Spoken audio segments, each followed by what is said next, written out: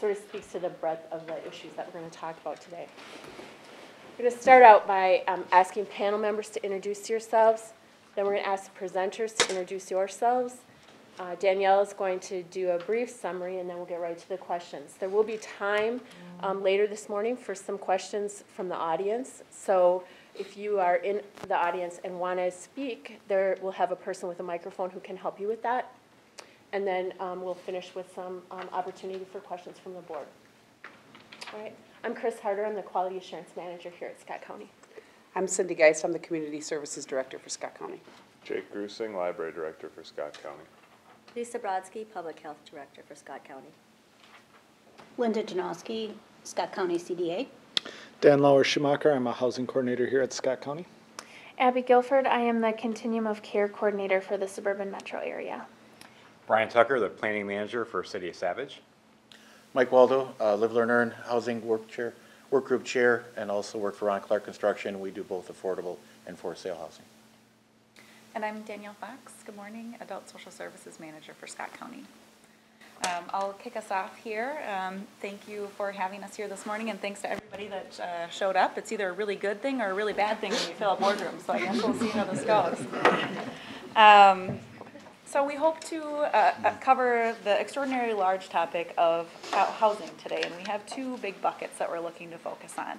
So we would like to do a fairly high-level overview of life cycle housing in general, and then focus we have some specific data sets around homelessness, since Scott County as a lead agency has a role in overseeing that work.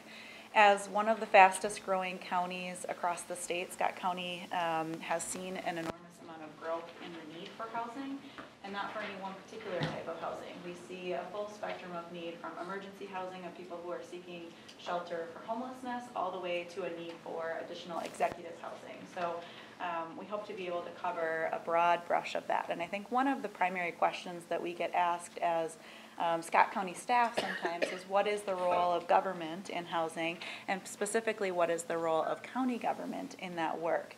I think we have moved forward on a number of things that are appropriate for county work to start, and I think we're sort of trying to determine what is our role moving forward. Right now we are, obviously with this presentation, doing some work around articulating the need, collecting data. We are sort of in a good position to get a good collective view of the county in general. We also have been in a good place and have hosted many conversations around the topic, whether that be supporting work for our homeless groups and our housing coalition meetings, having conversations like this, participating in our Live, Learn, Earn groups that have been going on for the last several years. There is a specific pillar related to housing, and so we have had a number of partners who have shown up on a regular basis to discuss these topics. We have since split up into two work groups where we are working, one with our municipal partners who are looking to identify ways that we can build additional supply in the community, and then we have a group that's focusing on our community members and engaging and trying to inform our citizens about various topics.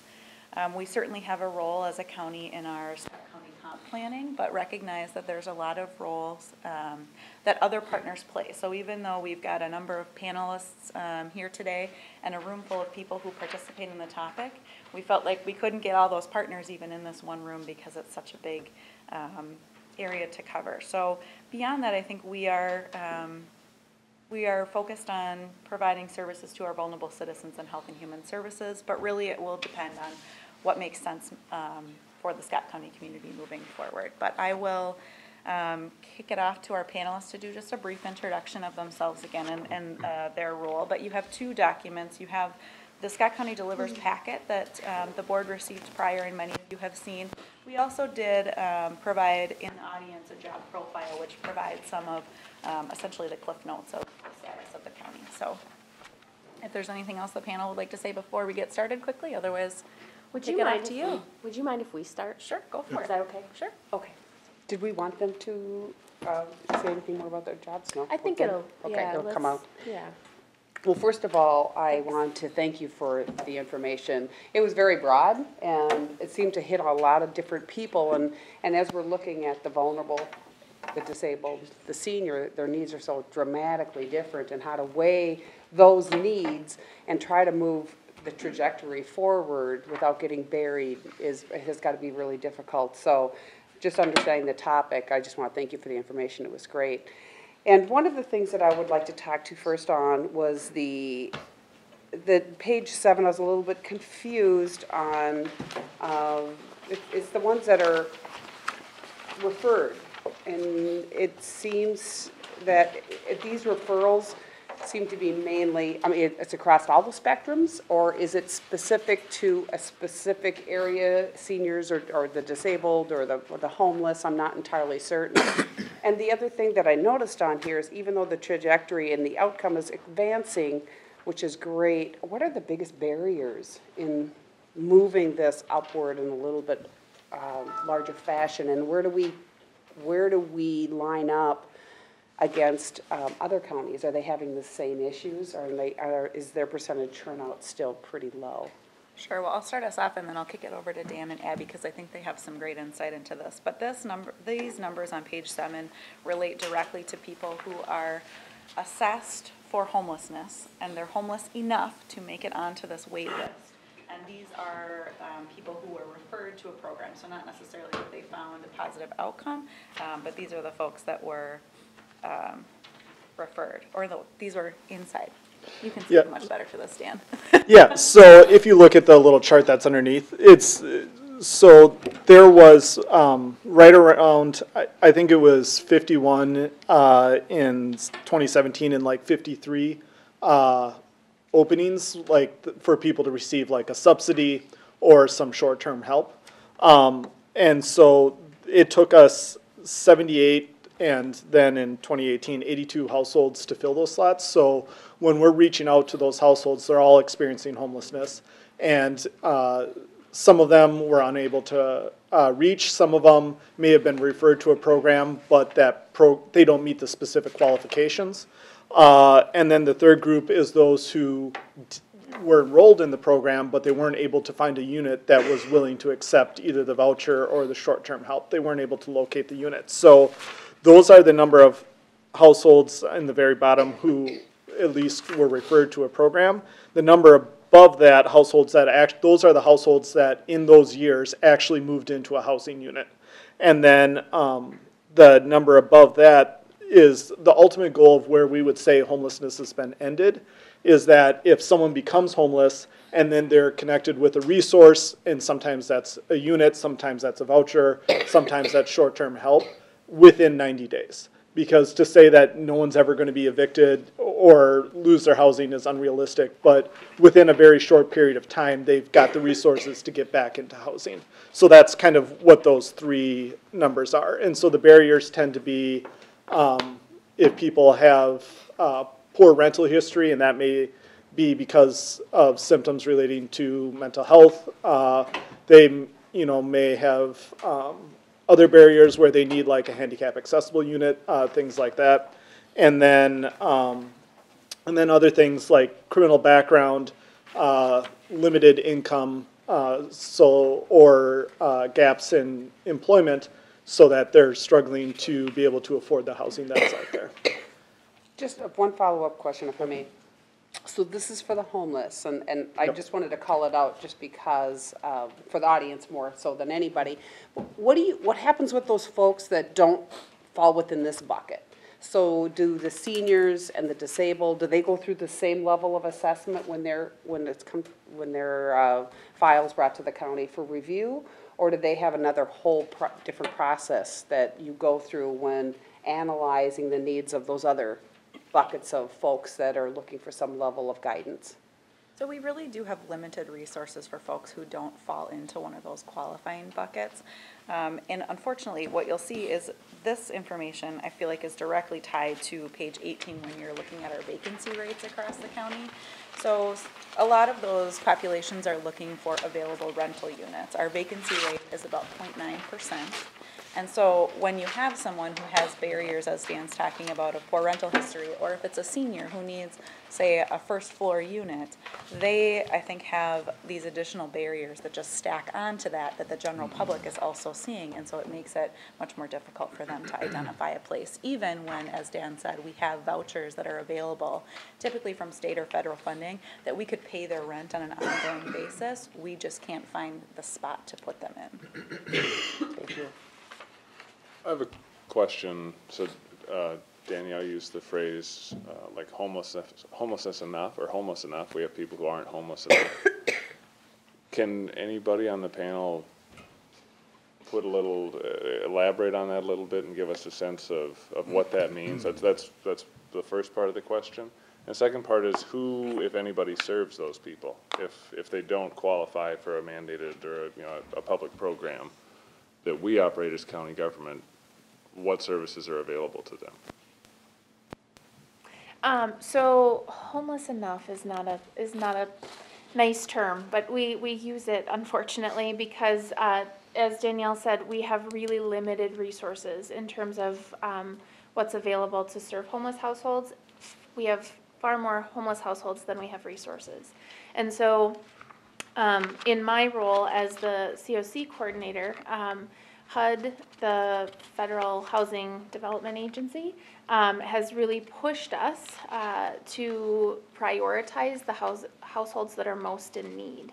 And HUD has a very specific definition of what is homeless enough for their programs, and that is literally, you are literally homeless, so you are accessing a shelter, you are living in a place not meant for human habitation. Those are the two big kind of buckets that you have to be eligible for HUD programs. On the state side, there are lots of state programs that fund homeless resources, and that we have a little bit broader definition in Minnesota. So you can be couch hopping or doubled up to meet some of those definitions. And so we use those definitions as homeless enough for the programs that we're that are on page 7 that we're filling these vacancies with. For folks who don't qualify, unfortunately right now as a continuum, we don't have a lot of good solutions for those households. There are some prevention resources that are more county specific through the state funding of the FHPAP funds, but again, it's fairly limited. We have a lot more need than we have resource right now. And Abby's referring to the family homelessness prevention and support, right? So those dollars can be accessed through the CAP agency for prevention. But when we review data around the % of people who call into contact looking for support and those who actually receive support, it's fairly limited. Yeah. It's a very low percentage of people who call that we're actually able to meet their needs. So there is a pretty significant gap there. Abby, with your perspective, kind of as a regional partner, do you have anything you would offer to Cindy's question about some kind of comparative between counties and like how is the state of things in Scott County compared to maybe the other suburban counties? Sure. So I would say overall, we have just started looking at, this is waitlist data, we refer to it as the priority list, they're kind of interchangeable. But overall, the priority list moves pretty similarly across the entire region. But I think each county the suburban metro area includes Anoka, Washington, Scott Carver, and Dakota counties. So that's kind of our geography that we cover. I can't necessarily speak to Hennepin and Ramsey. They're on their own islands a lot of the time. But the wait list moves, for the most part, pretty consistently across the region. These trends that you see on your slide are pretty consistent. But I do think counties across the region have different system gaps. So when we think about this continuum of housing resources that we're responsible for, it's everything from prevention all the way through emergency shelter and then on up to permanent supportive housing.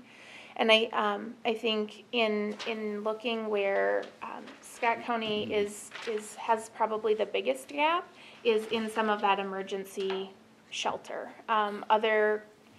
We don't have enough across the region as a whole, but I think if you're looking on the continuum, that's probably where Scott County's biggest gap is with that emergency placement. So we identify somebody as homeless, where can they go tonight so they're not still sleeping in their car?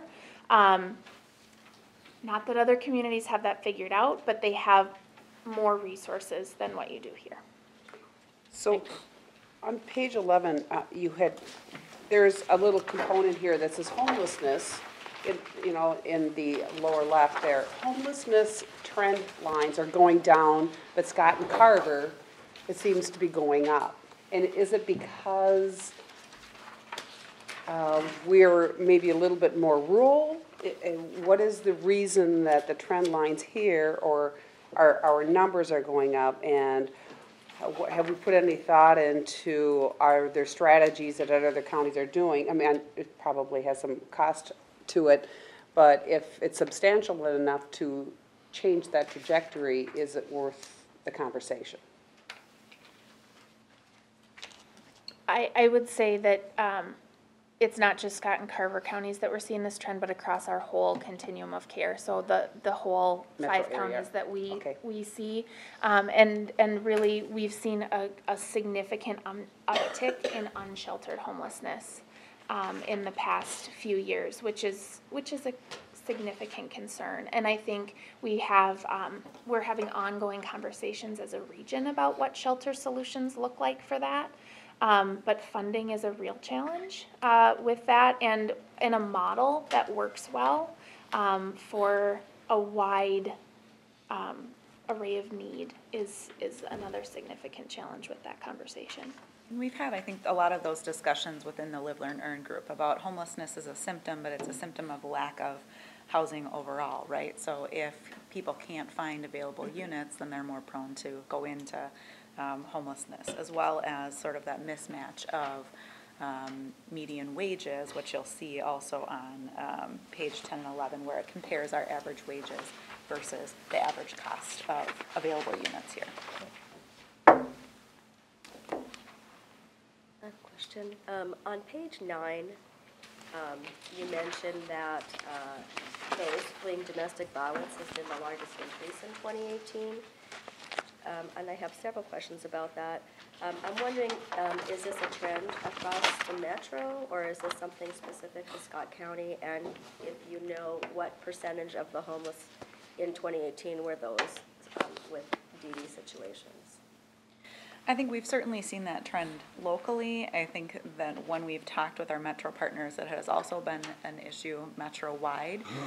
Again, though, as Abby referred to, there is sort of a gap in having those emergency shelter options. So we don't have a specific percentage that I'm aware of. What we do for our wait list is try to categorize people based on risk, and that could be part of that. But actually, for people who are fleeing domestic violence, we do not have any emergency shelter options for them right now in Scott County. But they are still given priority? So it's weighted based on a number of risk factors, so they're not necessarily over other risk priorities.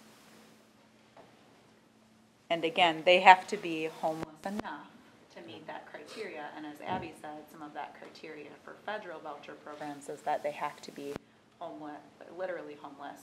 So part of that meeting that qualification could be staying in emergency shelter, which we don't have. So what ends up happening is people might, well, we've heard from our domestic violence partners in the community is that they may end up staying in their current situation. They might try to go couch hopping and stay with family or friends, but it is a gap. Has there, Oh, sorry. has there been, I mean, I don't know what the numbers that we're talking about, but is there any consideration, or has there been any discussion about putting a DV shelter in Scott County? I think that's certainly been one of the issues that's brought up. There have been, I think, recommendations and requests from many of our community members to have emergency shelter for domestic violence, for mental health, for seniors.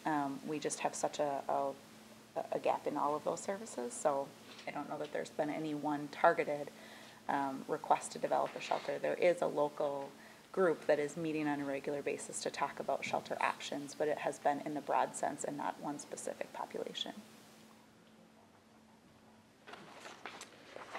Danielle, you started to talk a little bit about the data related to housing stock.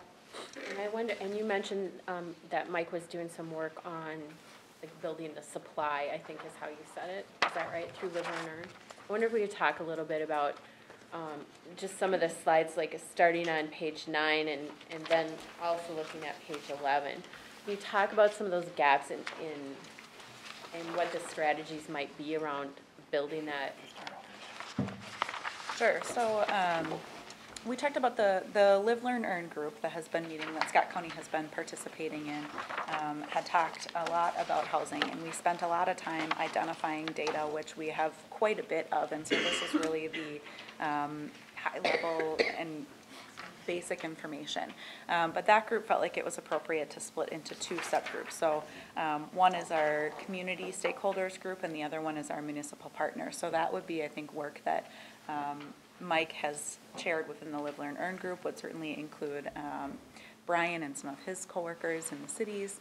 And if you guys want to talk a little bit about what you're working on. I think that, part of it, as you've seen here, is that the problem is huge and multifaceted. I think at every level of housing today, whether you're trying to find housing at literally 100,000 or 700,000, the costs in the last 6 years have gone up, let's say 40%. I mean, I don't think that's unusual. I mean, we built our first apartment village in Savage, Village Commons, compared to what we just finished in Pike Lake, and we were seeing probably a third higher cost. And so what has wages gone up during that same time frame? Not even close to that. So I think that gap keeps getting wider. New homes versus used. The people that were coming out of their used homes aren't moving into a new home because they're 50% more cost. We're the largest spread right now between new home construction and existing market for the same type of home. So all those things just keep exacerbating the problem at every level that we're seeing. The information, as we've tried to put it, is we're trying to pick apart the small things. We're trying to pick apart, getting additional workforce housing, which I think Scott County, since we first did it in 2011, that was one of the first projects of workforce housing that had been done in 10 years, 15 years probably. And now, last 2 years, we've got 200 some units brought in. Yep. And that again is the person making 60% AMI, which is family of 4 is 56,000, I think. Whereas a lot of the stuff in the homelessness, that's where you're looking at people making 30% AMI, which I'm not sure exactly that number, but let's say under 20,000 a household. Yep. So I think those are kind of the issues we're running into. I think the solutions are, as you say, we pick apart the things where you're seeing Shakopee now bringing in some multifamily, bigger projects, which then, even though they're a little bit higher end, they draw to a more diverse crowd. You can get efficiency apartment and be under $1,000. You've got places to move. I think the senior population, again, if we turn to the other spectrum, is the senior group, albeit they want to have an option, many of them aren't ready to move to a multifamily situation. I think that's probably the hardest thing that we're seeing is people are living longer, which is great, but that used to be where all the young families picked up the houses at the lower end of the spectrum. They could be a 40, 50, 60% AMI person and buy a single family because there was available stock as people attritioned out. Now we're seeing less senior homes, less senior stuff being built because the greatest generation, they don't want to leave their houses. And I think that's something that socially, engineering-wise, we'd love to see that happen, but they're not ready to make that move. I think as we evolve into, the people that are our age, 50, 60, in the next 10 years, I think we're going to look for more of a simplistic approach to our life, and I think the multifamily senior housing will expand and start to replenish some of that supply. But those are all things that are just moving down that path. Yeah, and I think, some of our cities are done with their comprehensive plan. Savage is still working on getting ours approved. But, we can designate land for high-density housing, and it's on the map, and it meets the Met Council requirements in terms of having enough property available for those type of uses. But as Mike's suggesting, the market just isn't there for that to happen without subsidies or city assistance because of land costs and construction costs and things like that. So we've had a couple of workforce housing projects we've been able to get approved in Savage. One of them involved a Met Council grant and housing tax credits. Another property that's under construction now was a property the city owned, so we were able to sell the property to the developer at a reasonable cost and help with a loan to make that, you know, project viable. And then they were able to get tax credits for that project as well. But they're hard to finance. They're hard to get approved because, you know, unfortunately, folks live in a neighborhood and then they see a project like this and they jump to a lot of conclusions about who's going to live there and what's going to be the impact on the school and my property values and things like that. So even if you have a good project, a viable property, they can still be difficult projects to get approved just because, you know, there's concerns from the neighborhood. Some may be, you know, valid, others are just really assumptions or presumptions that are incorrect. But the short of it is, you know, the cities can designate properties for these types of uses, but it really, it's that additional step of working with developers to make a project that's gonna work from a financial standpoint because they're difficult. But it is a huge first step for the cities to start to get more property zoned at the higher levels, because it's one less fight for the NIMBYs when you are taking a project in and it's already zoned properly. Now you're just working through the smaller pieces. You're not having to really rezone it, or change the comp plan, which adds just a lot more information to it. And I think one of the things that, again, one of the reasons we split up the housing group is to focus on education and to focus on outreach. Because you don't want to have to just outreach when we have a project, because at that point we're too late. And I think that's where Beacon Interfaith and some of the people like that have done great work over multiple periods of time to do a project. It may take 2 years to get a project in place, but they educate the people through that and through the faith community, which is an area where they've done a great job of expanding that. And people start to see, well, just because they make $50,000 a year versus somebody making 75, they're just like us. They get up in the morning and go to work, and that's what 95% of the people do. So I think that's what people have to understand. And you'll see some of those barriers play out on page 14 and 15 when it talks about the new units that are permitted in Scott County and how that's seen a pretty rapid decrease since the early 2000s. And then if you look on page 15, that outlines how many of those new units that were added are affordable, meaning that they're within 30% of the average income. So sometimes what we hear from some of our seniors, for example, is that there are senior housing options available, but they're so expensive that it's just way outside of their price range. And another piece, townhomes is the other thing that's probably the least, that's what went away a lot after the 2006, 2007, 2008 crash is, and they have not come back. And a lot of that is cost, but a lot of it actually is regulation. And it's the fact that you have to sprinkle everyone, even though from a fire standpoint, the barriers between the units are probably more stronger than anything you have in your own home.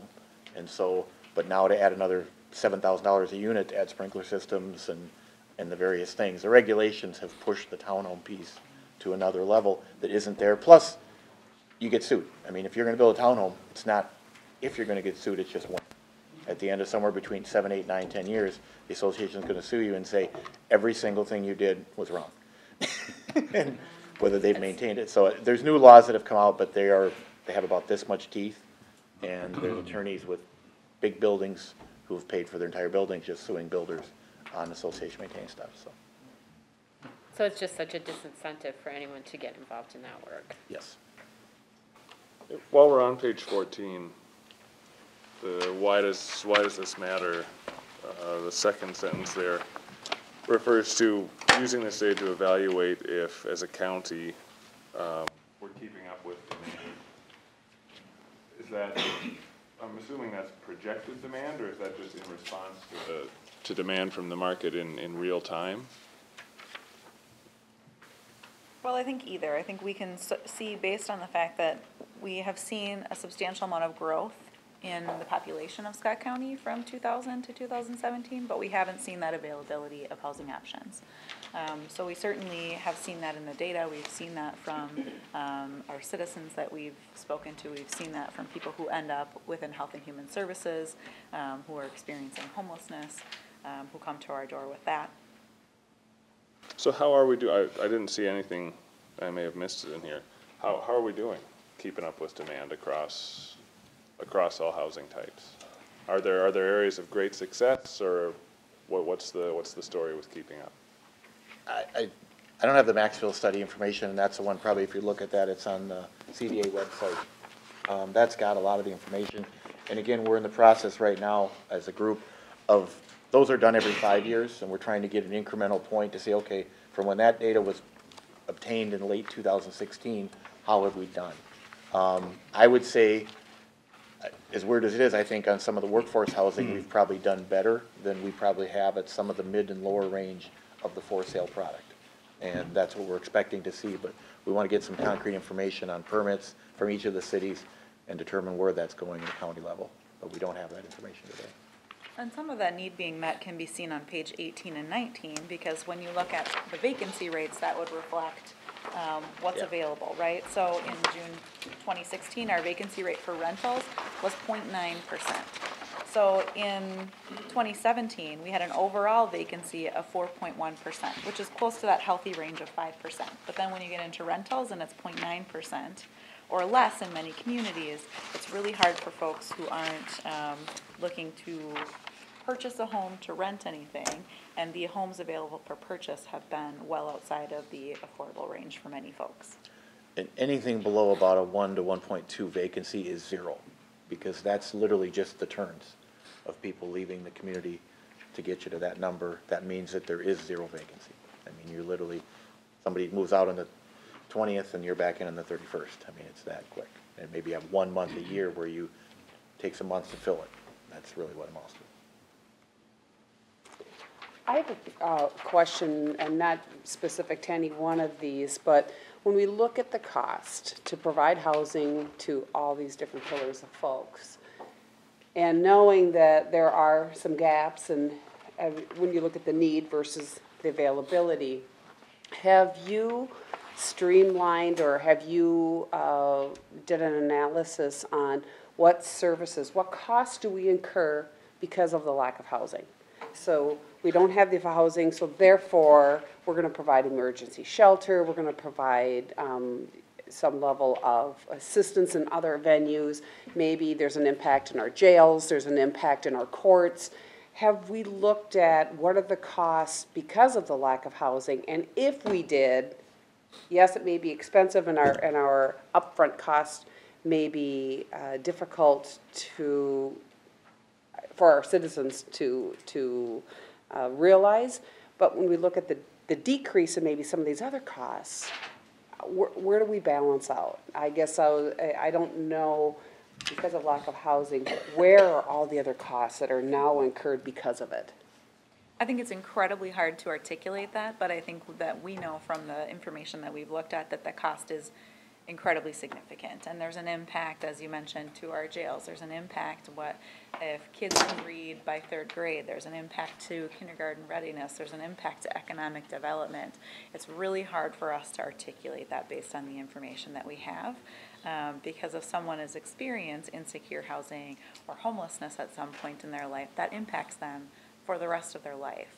And then has a system impact from a county standpoint. I think we see it a lot in HHS around people who are either currently experiencing or have in the past. But we'll see it come out in different ways. It might be in adult protection, it might be in child protection, it might be in people looking for waivered services, just a number of different ways. But it is very hard to articulate that cost, yeah. I wish we had that magic. Yeah. Can you tell me what the land bank does? Sure. Community Land Trust is another tool for affordable homeownership. It's actually where an entity such as the CDA would hold the land in trust, and the homeowner would only need to be able to afford the mortgage on the home or the improvement itself. So it's a way for people to build wealth and equity that may not have a chance to do that. We're looking at different models. We're involved right now in the Resilient Communities program, and we're having some students at the U of M help us do some research and development of that program. Again, it's a really good way to be a steward of the dollars invested in affordable housing, because it's more like a one-time investment up front. It may be a little bit more than, say, a first-time home buyer grant, but it stays with that property and makes it perpetually affordable. So the first homeowner has to qualify income restrictions, and then when they sell, and the statistics say about 80% of those homeowners that are living in a land trust home go into the regular market and buy within that same community. The next homeowner is also income restricted, so it's really a good thing to keep that affordability with that property and allow those homeowners to build that wealth and equity so they can go into the next home. And that's like, for me, looking at our ability to use the vouchers that we have for households, having something like the land bank would be really, really great, because it moves those top-end renters out of the rental market and into actual home ownership, which then frees up the units, creating more vacancy. And so then it's more likely a landlord's willing to work with our some of our subsidies or vouchers, because if you have a unit open up and you have 10 people, none of which have any voucher or any additional subsidy, all looking at it, it's just a lot easier to do that than to work with the households that we're working with. And so helping those kind of high-end renters move into the home ownership goes a long way to trickling down and then helping us house the households out of homelessness. Is there one of your agencies that holds any outcome data about like people who have been through that process and what happens long term? And is there outcome data related to those families? For the land bank? Yeah. Actually, there probably are statewide and nationally, but each land bank kind of does a different way to use their subsidy. Some land banks go after the properties. As I mentioned, they just buy a property or build a property, and they have the land not included in the cost. Other programs go after people that, say, are in foreclosure or in tax forfeiture. So they help those homeowners get right, and then their mortgage is less. I don't know, again, that's data kind of all over the place, so it's, again, a little bit hard to aggregate. Okay, thank you. Okay. So Danielle mentioned this at the beginning. You referred to the question, what is the role of government? And we have government representation on the panel, and we have some non-government representation on the panel. I think it would be interesting to hear where you are in that conversation. I think you hinted at that's the question that sort of hangs over some of this work, especially at the county government level. What is our role in this conversation? But I'd be interested in just hearing everybody's perspective on what is the role of government from where you're sitting in this housing conversation. Well, I already want me to. Which perspective do you want first? Exactly. No, I think from a realist perspective, I mean, everyone understands the fiscal responsibility that all of us are, whether we're a business owner or a city or a county or anyone else. I think the key really becomes efficient use of resources. And I think that's one of the things we as a housing group, I think, have focused on, is putting together all the resources that are currently there, looking for where there's resources that are or not able. And I think if we look at, you know, some of the tax credit programs that we've worked with quite a bit, and that Brian's had a situation with staff, those are very efficient uses. The amount of federal or state dollars per unit is a lower number than some of the other. Now, if we're going into a homeless situation, there you're looking at a less efficient use, but there's no other options. And I think that's kind of the biggest key, is looking at the various perspectives of income levels from 30% up to even 100% AMI, all of which are needing some level of assistance in today's marketplace and looking at how you be most efficient. And I think that we could have a whole 2.5-hour panel just on those things, but I think that's really the key, is everyone looks at it when the governing bodies are looking at it, is how to be efficient. When we go into a city like Minnetonka, they evaluate how many dollars per unit per year are we contributing or assisting here, because they're going to get it back normally at the end of a 30-year period. Are we putting forward, and how many units do we get for that? So if they can get a project that allows them to contribute $500 per year per unit versus another one that, because you're doing a smaller unit count, is $1,500 per unit, that's much more efficient. And I think that's how we started to look at it. Then that dollar is being more efficient. Then it can, as we talk about trickling down, now there's more major government dollars available for the 30% AMI in the homeless group, which there really is no other market rate way to do those. I would say from the city perspective, there's a couple of approaches. One, you can have the zoning in place, which I think all of our cities do, and then just wait for the market to try to make these things happen. And we've already kind of talked about the fact that that really doesn't happen just because of land costs and other things. So then the next step for a city would be, okay, are we willing to get in and help a developer and support a developer by looking for ways to help them score better on their housing credit applications? Does the city want to waive fees? Do we want to, somehow participate to make that project more viable? And I think that's what's been occurring now more often to get some of these projects underway. And then that next step really is, I think, where a lot of our cities need to have more discussions is, do we want to be more proactive? Do we want to go out as a city and purchase property to earmark for a use like this and then go out and find developers to do the project? And that's happening in places like Richfield and other, inner ring suburbs where, they're a little bit further down the road in terms of diversifying their housing. But that's really the hard conversations that I think need to happen is, do we want to be more proactive? Do we want to, set aside more of our resources from a city perspective to help advance life cycle housing? Because we all recognize that it's a need. The data's there. I think anecdotally, I have kids that, would love to move back into this community. It's hard, to find a market.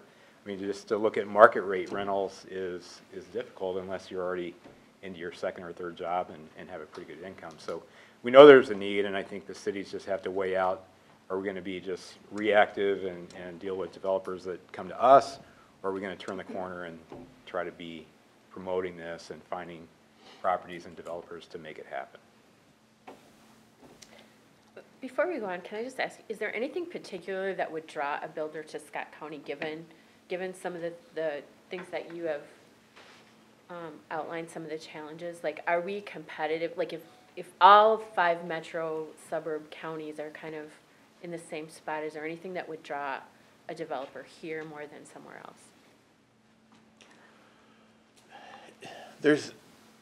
There's no easy answer to that. I would love to say there was. I think overall Scott County's been great.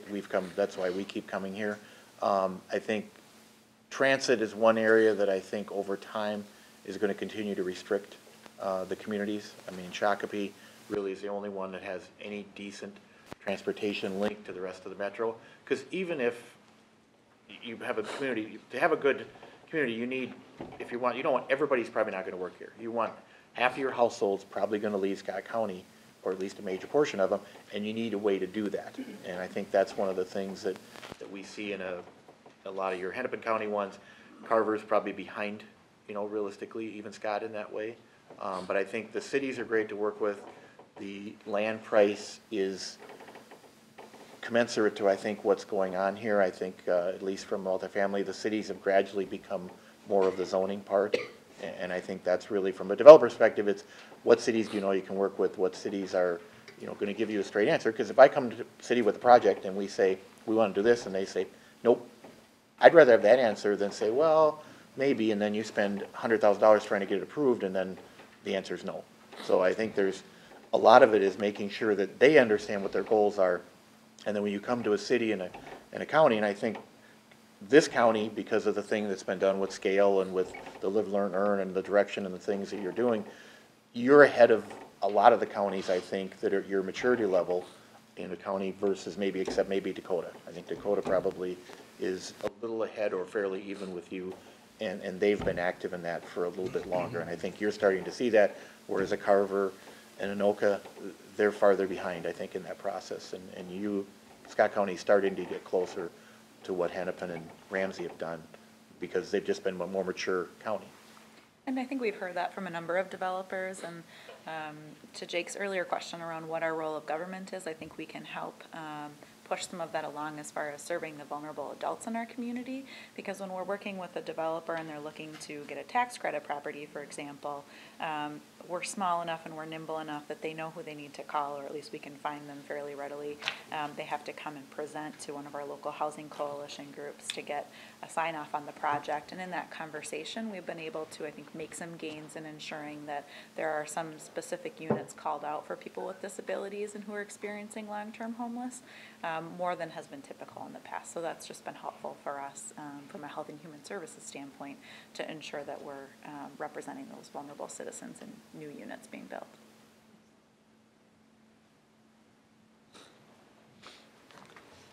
I have a different question having to do with housing stock, and that is, you know, your traditional homes and are expensive.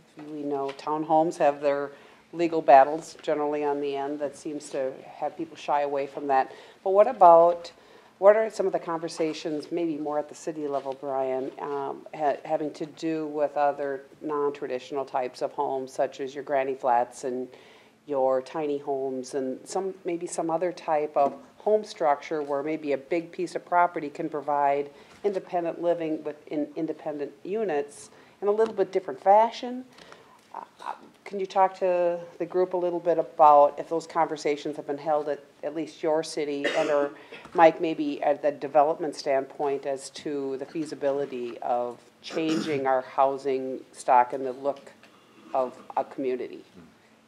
We've had some dialogue about that. The challenge we run into is we'll have folks that come in and they have a traditional single-family home in a traditional neighborhood, and they'll say, we'd like to add on a separate unit to allow our in-laws to be able to move in. And you know, the difficulty with that is not so much that use, because that would be great to accommodate, but the challenge is when they're gone, then what happens to that unit? Because in effect, you've now created a duplex in a single-family area, and you know, at least historically, I think folks are protective of, hey, we moved to this neighborhood because it was single-family. So we've not made a lot of progress in that. I think a lot of cities struggle with that because, you know, while the granny flat approach is good for the interim, what happens long-term? And if it becomes a duplex and they're renting it out to somebody else, then you open up a whole other host of issues. So, so I think it's certainly something we need to continue to discuss, especially with our aging communities. I think this can be more of a need, but right now, at least, how you manage that is a little challenging. I think that, you know, the issue we brought up is the future is probably the biggest thing. I think everything that we do and when we're working on anything that's considered a workforce or affordable, I think the concern isn't as much what happens to build it today, it's great. It's what's that 10, 20, 30, 40 years down the road that the cities are having to deal with, and how do they regulate and keep those issues going forward. The one thing we're seeing, and we're seeing it more and more, is reduced lot sizes. And I think that's probably the one that a suburban community, or like Scott County's overall, struggles with.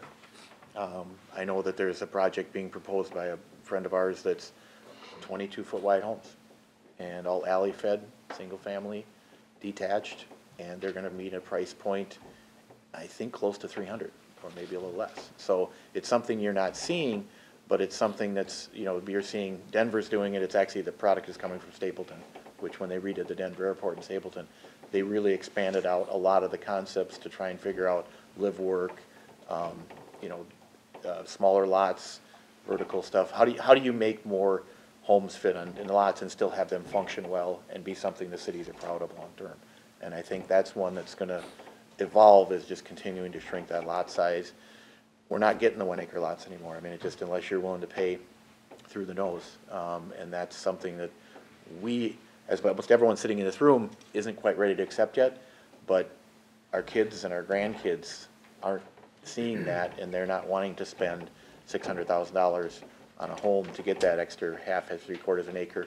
They're okay spending a chunk less than that and getting to know their neighbors more and being in a semi-multifamily, single-family situation. That's probably the way to describe it.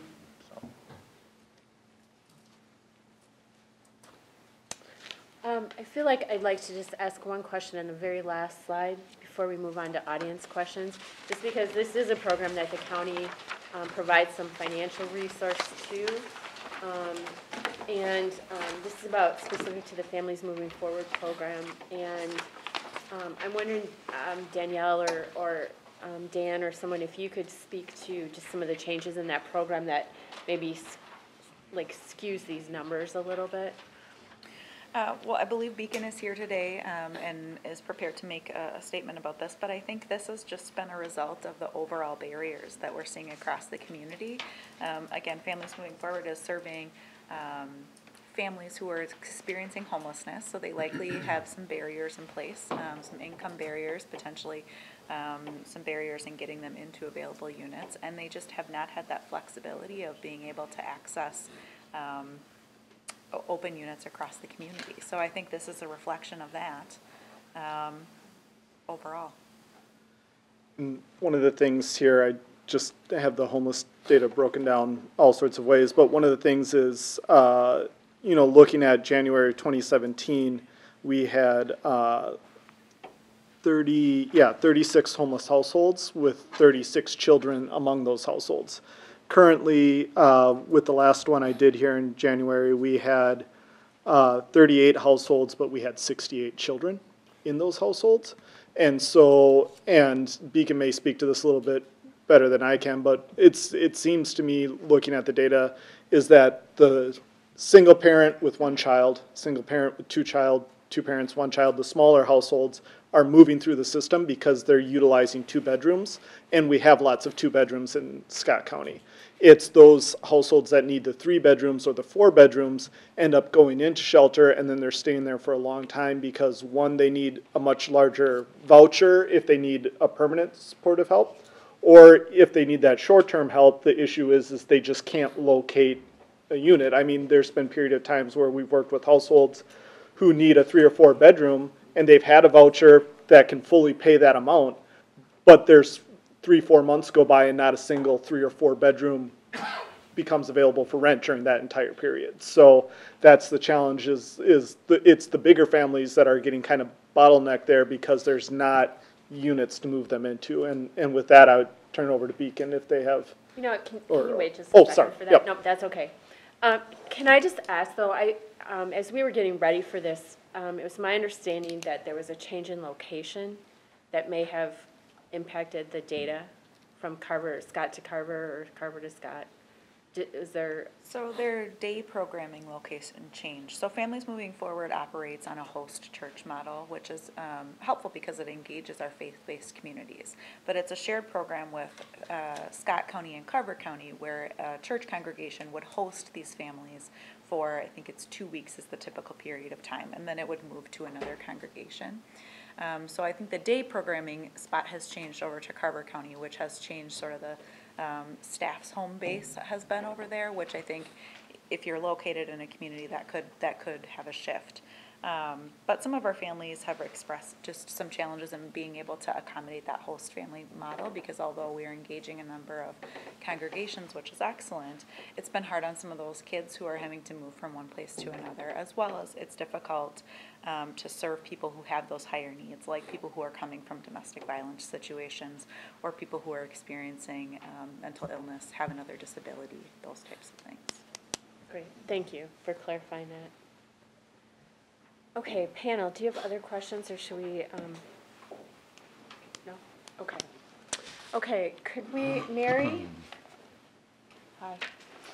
Mary Keene has our microphone, so if you are an audience participant and you'd like to ask a question, just indicate that to her and she'll meet you with the microphone.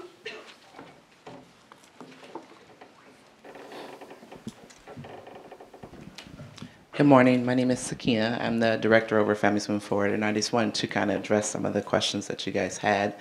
in regards to that. So Danielle and Dan did a very good job in addressing how Families Moving Forward works. So just a quick overview of who we are is we only can serve 4 families at one time. And so that, again, is their need of families coming to us is high. We received 48 calls last year. We only could take in 11 families because we were full. So those resources are not available even for us to even service the families.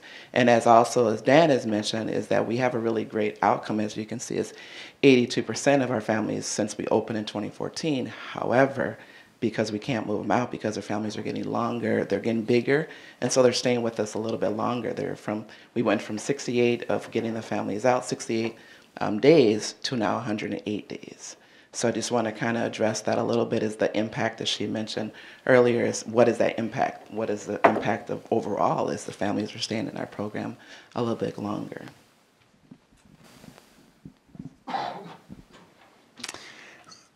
I work for Beacon as well. My name is Kevin Walker. I'm Director of New Projects. We've also very much, I just want to express the appreciation for the leadership and work of the folks assembled here to really focus on housing issues in the way that they have been. I think gives us a lot of hope for future efforts and ways to help address some of the issues that have been talked about. So as you heard a moment ago from Sakina, we're seeing expansion of unmet needs for affordable housing locally through the operations of our shelter program here. We're seeing it with the growth in homelessness, that Minnesota Housing Partnership summarized in their write-up of the Wilder study, so that it's now close to 40% growth over a few-year period. We know from countless best practices from around the country that deeply affordable housing with services has the best chance to break the cycle of homelessness and to position individuals and families that experience homelessness for stability and for success, living, learning, and earning in their communities. And in addition to our active and successful shelter program here, we're one of several major nonprofit developers active in the Twin Cities. Some people think of Beacon just in terms of our shelter program. We're also one of the major nonprofit developers here in the Twin Cities with about 600 units across 17 properties throughout the Twin Cities. And as such, we can bring tax credits and housing infrastructure bonds from the state to new projects to be developed here, and put together with local matching dollars, state or federal rental assistance and service dollars, public and private. We expect that we could deliver 80 to 100% of the units that the 2010 Heading Home Scott Carver plan called for in Scott County. In short, we're planning to try to make a 40 to 50 unit family supportive housing project possible, and our target and our goal is to try to submit funding applications this next year. We certainly have our work cut out for us to, again, find and identify resources for service funding, service partners to help provide the kind of support that families need to be successful. We have several of our congregational leaders here as well today, and I expect we'll be in touch with additional feedback and ultimately support as we try to move these plans forward. Thanks.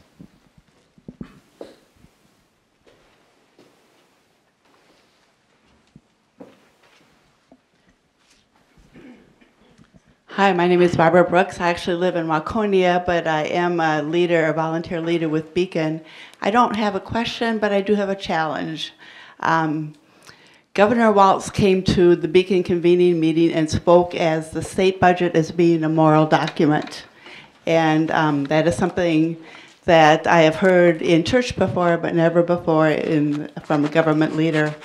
Scott and Carver County seem to vie for the position of being the richest county in the state.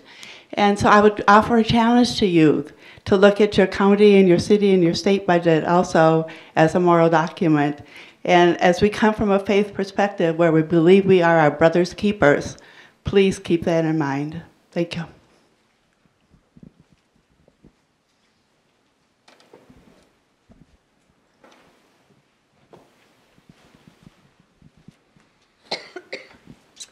Hi.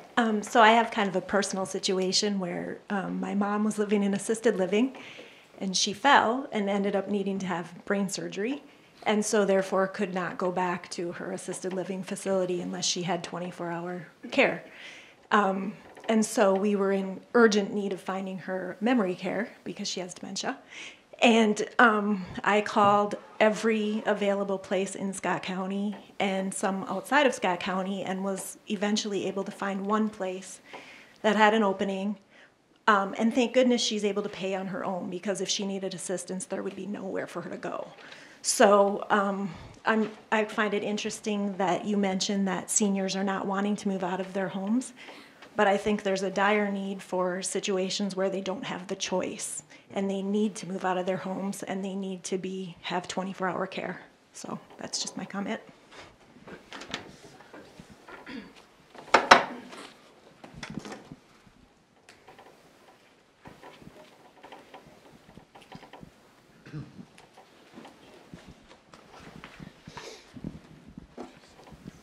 So thanks for putting all this data together. You've looked at a lot of different models, thought of a lot of great things.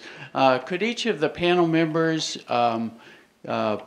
give us your 2 or 3 best ideas if you didn't have to worry about rules or the existing political climate or all of the normal constraints, and you really just kind of went for what do you really like in terms of things you've seen, ideas you've thought about, so we could break through some of these issues?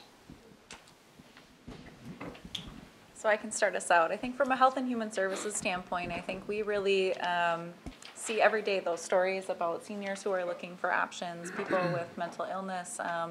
So I think it would be great if we had an unlimited checkbook to be able to provide supportive housing for some of our vulnerable populations. So not only those units where they have a place to live, but also the supportive services that help build people to be successful.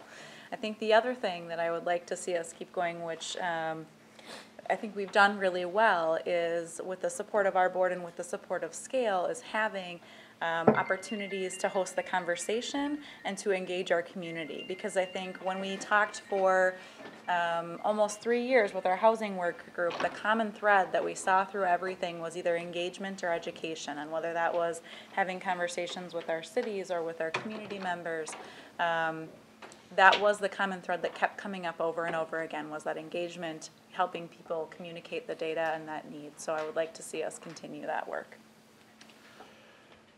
I don't think we have long enough for me to answer that question, but I think the reality is, even if you had all the resources, even if everything else was there to move forward, the education and the understanding and the NIMBYism is probably the biggest single factor right now preventing good affordable housing from being built in any metropolitan area.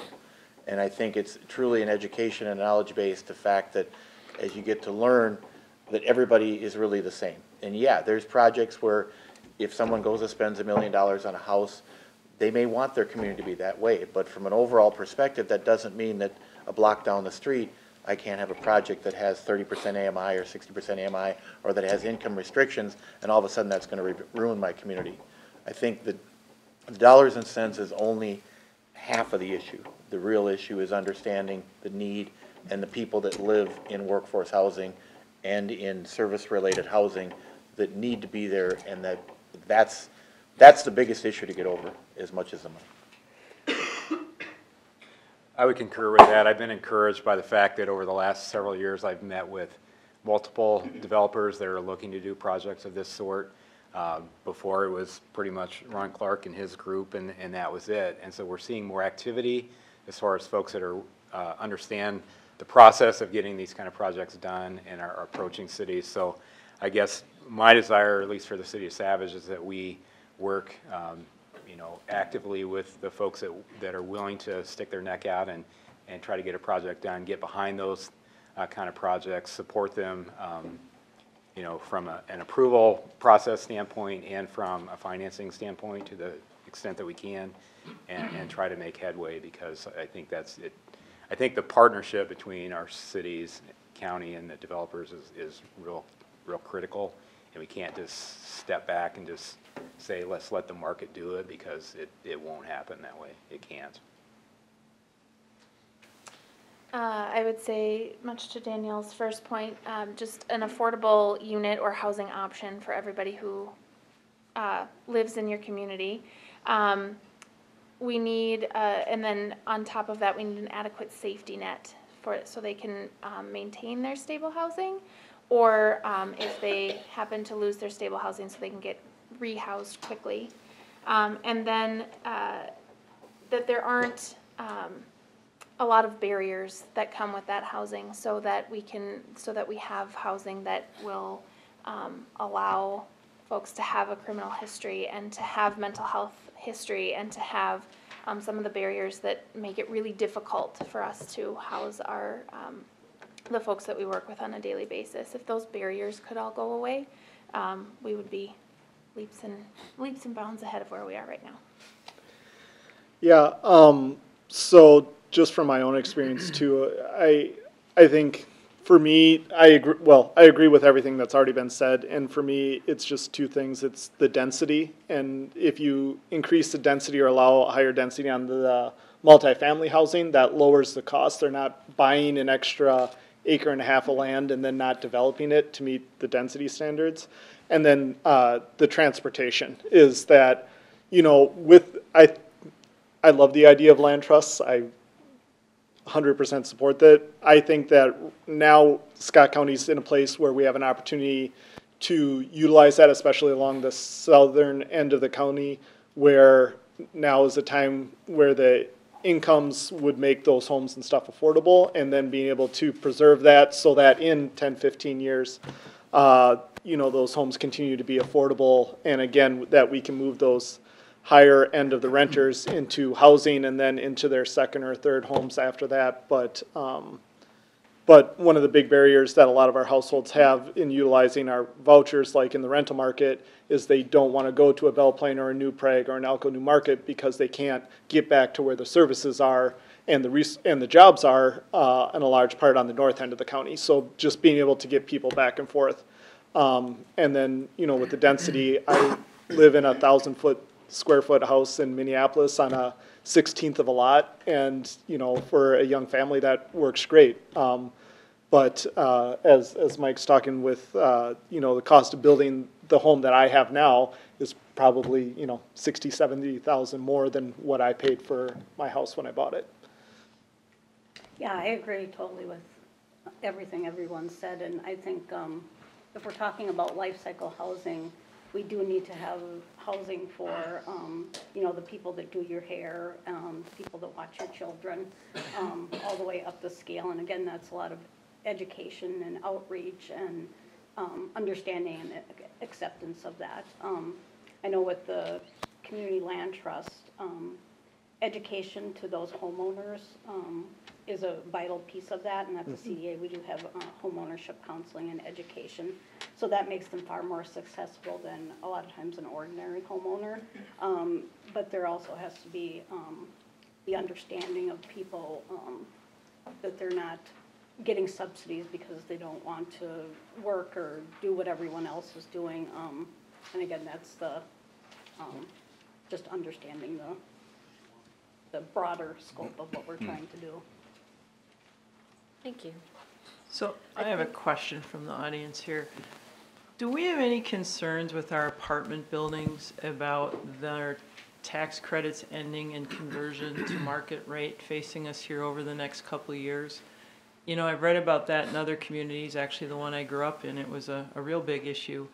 Are there things we're looking at with that, or how many units is that could potentially create a problem for us in our community? I think we've seen that play out a little bit for some of our folks that we've provided homeless vouchers for. We've seen them sort of been priced out of their units where those affordable options will be purchased and then renovated and have the rents hike up. I think that's been a concern for us in the future as well. I don't know that we have any hard numbers about how many units that would be, or if we have a consistent plan that is throughout the county that helps address and prevent that from happening. So that would be an opportunity I think we could see in Scott County. From a tangible perspective on the tax credit program, there's 4% program and a 9% program, just a quick blush. The 4% program is less tax credits but also a less time frame. So a lot of the ones you see converting out were done under that program, which was only a 15-year compliance plan. going forward, and I think this, let's say 2008, 2009, they converted it to a 30-year program. So all the 9% programs, so like our Village Commons project that opened in 2012 and 13, we're locked in for 30 years as an affordability. At that ending point, there is a potential that that could convert to market rate. We've looked at a couple of things with some of the nonprofits and the CDAs that maybe there is a transition plan down the road that allows them to maybe have a right of first refusal or something that would work on that. We've actually talked about that with Dakota County. The other thing too is Minnesota Housing in the newest RFP is actually looking at a 40-year statute, a 40-year compliance period instead of 30. So you start to push those timeframes out, and I think a lot of what you've seen have been the ones around the 15-year before they extended it out. At the 30-year time frame, even if it's converted to market, it's going to have to put a substantial amount of dollars into it. And what we're seeing in a lot of cases is they go back and get additional credits at that point to do a complete remodel, and the additional credits help permanently keep that affordable then for another 30 or 40 years. But it does have the potential of being issues in a lot of the cities where tax credit stuff was done 15, 20, and 30 years ago right now. And that happened with one of our properties that we frequently work with. Is the rents for a 2-bedroom were around $830, and now 2.5 years later, they're around like $970.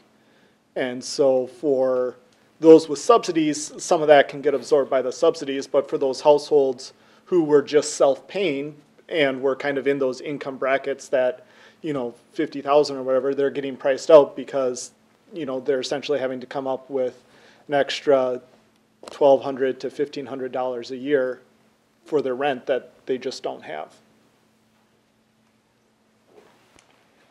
Madam Chair, I guess I will turn it over to you if there are questions that the commissioners would like to ask. I'm aware that we're banging up against our timeline as well. So Wonderful, wonderful. Thank you. Colleagues, any questions? Let's start with you, Commissioner Ulrich. Okay, it's going to be a comment and a little bit of editorial and maybe a question. There was a big box employer that came into our community, warehouse type employer, and we were told by our new executive director, that they will say that they don't provide transit. They won't help with transit to get employees to their location. But I've just come from another area of the country, and they do help with transit, and they will contribute money to transit. And we will be able to get money from them to help be a partner in transit, and that's ended up playing out to be true. Okay, so my question is this, to Mike probably.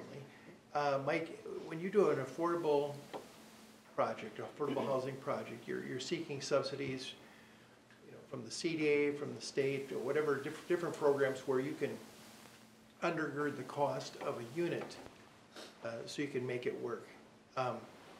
My question is, or my belief is, that the ability to government to keep giving these grants and subsidies is going down.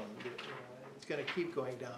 CDA gets several of them, and they're questioning amongst themselves, can we keep doing this? Can we keep giving these subsidies to make these projects go? Well, now, just like in transit, my question is, why don't we get business to become a partner? Why don't we go to some of these big box or big employers and say, look, you can contribute X to this project, and we'll guarantee you X number of units based on how much you contribute.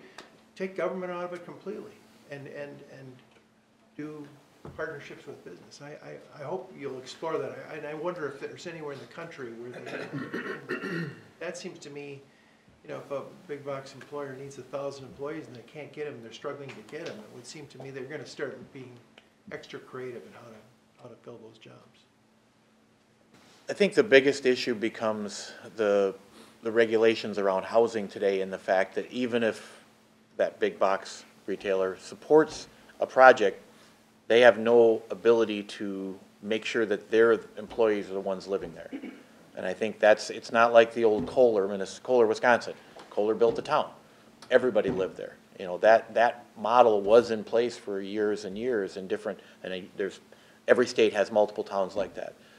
We're seeing that in outreach. When you're going to Thief River Falls or some of the areas that are outstate and have major employers, we are seeing some financial involvement, whether it's buying land and donating or whether it's doing things like that. We are seeing more business involvement, not as much in the metro, the 7-county metro area yet. But I think that is something that I think is a combination. I don't think either one can push it all to the other, but I think as a government source, when we're doing TIF for a new building, that maybe some of that TIF should be working its way back to housing at the same time beyond just the business development. Because that building and business is probably there for 20 years and then it's off in somewhere else. If you look at your average industrial park, that housing unit is there for the next 100 years. And I think those are some of the returns that you look at. But At one a good point. There was a presentation that Rochester, Minnesota had provided, and they have, I think, a model that they've built in.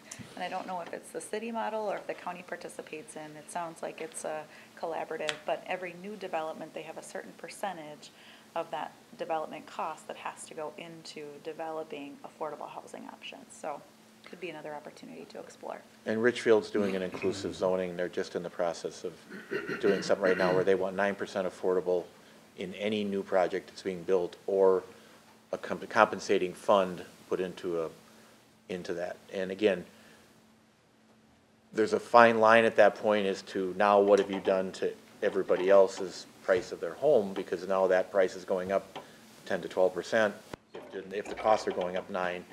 But in the overall balance of the city, it does give you a better basis for that per program. And I think Richfield, at least Bloomington, is doing it right now. Bloomington's new plan is, I think, moving in a good direction. There's going to be pluses and minuses, and it's going to really play out over the next 10 years to see how they apply it. But they're doing some of that where it's having the density bonuses and making affordability on a higher end project be subsidy for a lower end. Just one, this is really editorial comment, but if a business is not partnering or not encouraged or forced to partner, if they're paying a certain lower salary, then government becomes the subsidy. It just is like automatic. I mean, if people are getting not a livable wage, well, then they come to us and say, I need help. Well, business needs to play a stronger role on that, and not always government subsidizing. Commissioner Beard. Thank you, Madam Chair. There was some talk about some emergency housing, and as I listen to this whole discussion, it's large, it's a little confusing, because I'm hearing just talk about general housing stock and homelessness from people who used to take it upon themselves as their personal responsibility to acquire some sort of living arrangement for their families. But beyond that, there seems to be a subset of truly urgent emergency, something happened, a fire, a divorce, an illness, and they find themselves homeless, particularly the kids. And this is a question for somebody who may know, just because I've lost track of it. But I had a friend that used to manage an emergency shelter over by Shepherd of the Lake that had like 8 or 10 overnight or emergency short-term things for kids who were thrown out, left, lost a parent, something happened. Is that still going on, or what happened to that program? Does anybody recall where that's at? I think you're talking about the link. Yeah, so it's a different organization that's operating it now. It still exists. It's and they're it's somewhat focused on youth who've experienced trafficking.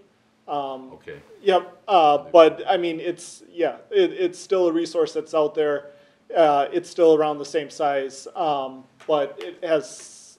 I mean, if someone was a youth, especially like under 18 or just over 18, is experiencing homelessness, they would work with them. Also, in Carver County, there's Launch Ministry, who kind of serves the 18 to 24-year-old range, and they work with house or youth who are experiencing kind of those immediate needs and stuff as well. So it does in a slightly different form.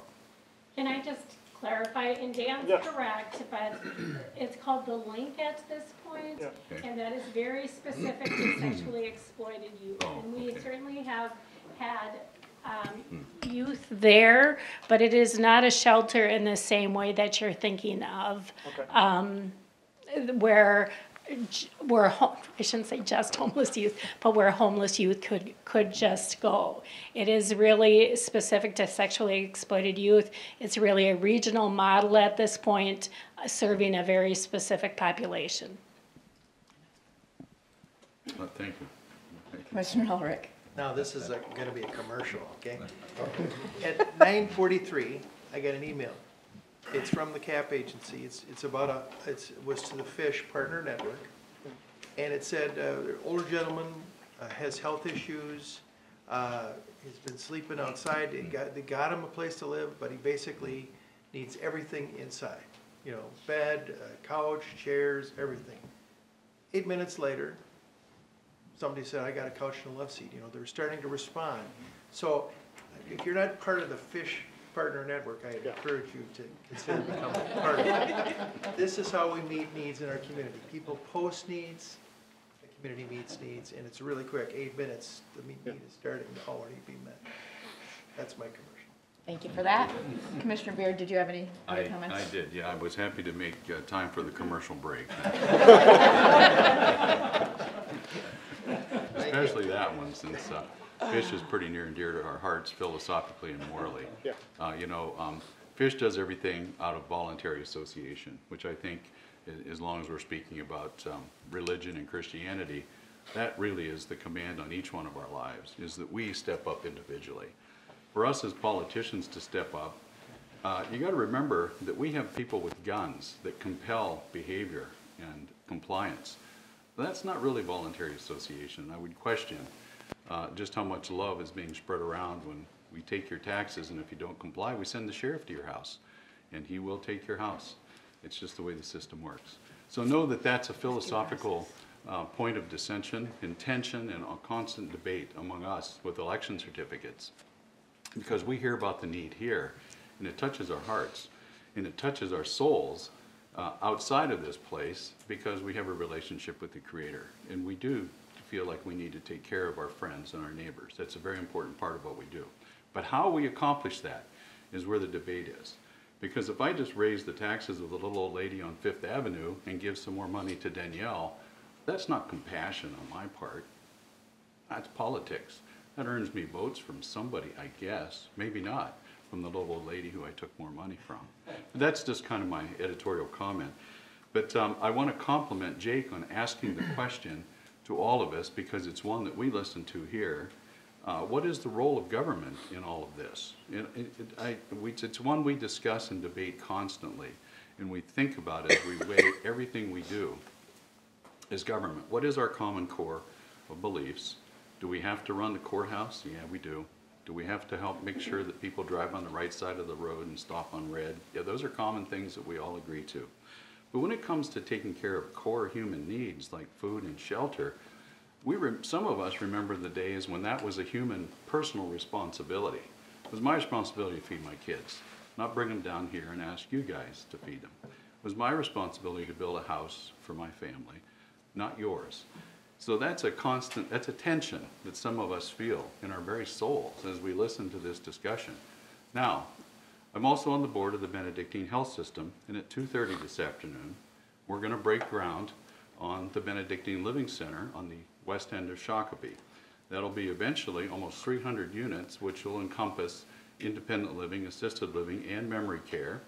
And because of its nonprofit Christian basis, yes, we have to have a surplus at the end of the month, because we have to be able to continue to build these things. And you know, people who lend us money like to know that you have a surplus so you can make the mortgage payment. But we also build our business model to take in those who can't actually pay their own freight. And I've seen the numbers, and some of them are heart-wrenching. People whose Social Security check is $900 a month, and it costs us $3,000 a month to take care of them. How do you make that work? And that's a nonprofit with a heart for ministry. And we're constantly in this dynamic. So please don't think that because we're not giving you an unlimited budget, we don't care and we don't feel the moral imperative to try to find something to do. But back to Jake's comment, what is government's role in this whole thing? And I'm going to point to a comment at the bottom of page 14 that kind of alarms me a little bit, and I'm going to suggest a better way to look at it as we contemplate what's our role. The last, why does this matter? It says, to evaluate if Scott County is adding units at a pace to keep up with demand. The unspoken inference there is somehow it's our fault if units aren't added, or it's our responsibility. And I got to tell you, I think if you're going to ask for Scott County to be responsible for adding those units, you're asking for a peck of trouble. Commissioner, I think that's Scott County at large, so it's... Yep. The geography. It's the I'm not geography. done. The better way to say that is our concern should be if units are being added in Scott County, if units are being, that implies that there are others who are actually helping with this. It's not just us, the 5 of us, and all the good people who work for us. But it's you. It's also, I would encourage you to look at this in such a way that whatever we do, we don't dampen that human initiative to make ourselves better, to take care of our families. Whatever we do, don't dampen that. Don't impinge on that. Encourage people to want to take control of their own destinies. And I know you're probably in your heart of hearts, you're thinking, what's he talking about? But I just want you to know when I see something like that, my first automatic reaction is, whoa, this is almost implying that Scott County is responsible for looking out for this. And I would tell you, our job is to set the table as county officials so that your kids and my kids can build and buy their own place, and that whenever I'm 85 and need a place to live, I've set the table so that people like the Benedictine Health System will have a place for me to live when my memory's completely shot and I need somebody to help me eat my tomato soup or something like that. So that's out there. And one other thing I'd encourage you to think about, again, I'm thinking back to my own perspective on history and my own upbringing in the mountains of Pennsylvania, and that's manufactured housing. We don't even see this talked about here. I'm talking about mobile home parks. That used to be a way people started on their own, because the ability to qualify for a loan on a double wide is way different than the ability to qualify for a loan on a half-acre of land and a 2,000-foot rambler. And that's the way a lot of us started our lives. We built our equity on our own dime in a way where somebody else owned the land, we owned the unit, and if we needed to move it, we could, and if we didn't, we sold it to the next kids coming along once we bought our own dirt and built our own house. I guess I have no questions. I just want you to know, as I heard the discussion, certain things kind of hit my heart a certain way, and I just wanted you to hear how I think about these things anyhow, as I represent about 37,000 people that I take money from every day, so we can have snow plows and we can have parks and we can have crisis housing intervention where it's needed to be had. Thank you, Madam Chair. Thank you, Commissioner Beard. Comments or questions? Boy, am I going to follow that guy? I do tend to err on the side of personal responsibility and accountability, and also stuff does happen. And this is an incredibly complex issue, but it's also not a new problem. Can we all agree with that? Housing is not a new problem. I don't think I'm on an island on that. And it just feels to me, Mike and I, we probably had these discussions after some of our Wednesday meetings, but that it's not a new problem, but we're not bringing anything new to the table. It's sort of the same old solutions to the same old problems, and maybe some of them work, but it just feels like we're at a day and age where we need to be looking at new things. Maybe it's these references, or you reference in Stapleton or whatever. Maybe it's going back, you know, sometimes when the next new thing is the first old thing, that's not always a bad solution. Whether it's a double wide or whatever it happens to be. But entertaining the conversation of new solutions to old problems that can maybe try to move the needle. That's what I'm always at, like, what's transforming about this? Are people, you know, are they moving down the line, so to speak, or are we just simply warehousing? Like, I don't want to be in the warehousing of people business. I really don't. For a time, maybe. I mean, I think, you know, being a backstop, absolutely. To get people on their feet, I'm all in. Personally, I'm all in, that's how I live my life, so I'm not gonna do anything differently here. But we have to think, use the old cliche, right, outside the box. Figure out new solutions to some of these problems. I know some of them are legislative. The one that drives me nuts is, you know, Mike's gotta build certain square footage, and he's gotta make sure his counter space is so many square inches, because to meet some housing parameter, I'm just like, wow, we could have had, I don't know, 10 more units in the Pike Lake Marsh. I don't know what the need is huge. The need is huge, and it just seems like it's like a drop into the ocean. Until we get serious about it and make some of these legislative changes that are oftentimes outside our control, but some of the things are. We're just kicking the can down the road, and another 10 years, we're gonna have a meeting like this, probably next year. We're gonna have a meeting like this, we're gonna be all emotional, and the need is huge, and we gotta do this, but nothing changes. Nothing changes. No one's transformed. We just kick the can down the road. I don't wanna do that. I don't know what the solution is. I always like to ask the question, if I put one silver bullet on here, you know, what would that be? You know, Lloyd tried to get at it. I realize you're not gonna shoot one shot here, but until we're ready to really take this head on, I think we just exchange pleasantries and stories and pull on some heartstrings, and something maybe gets built and a very small percentage of the need gets taken care of.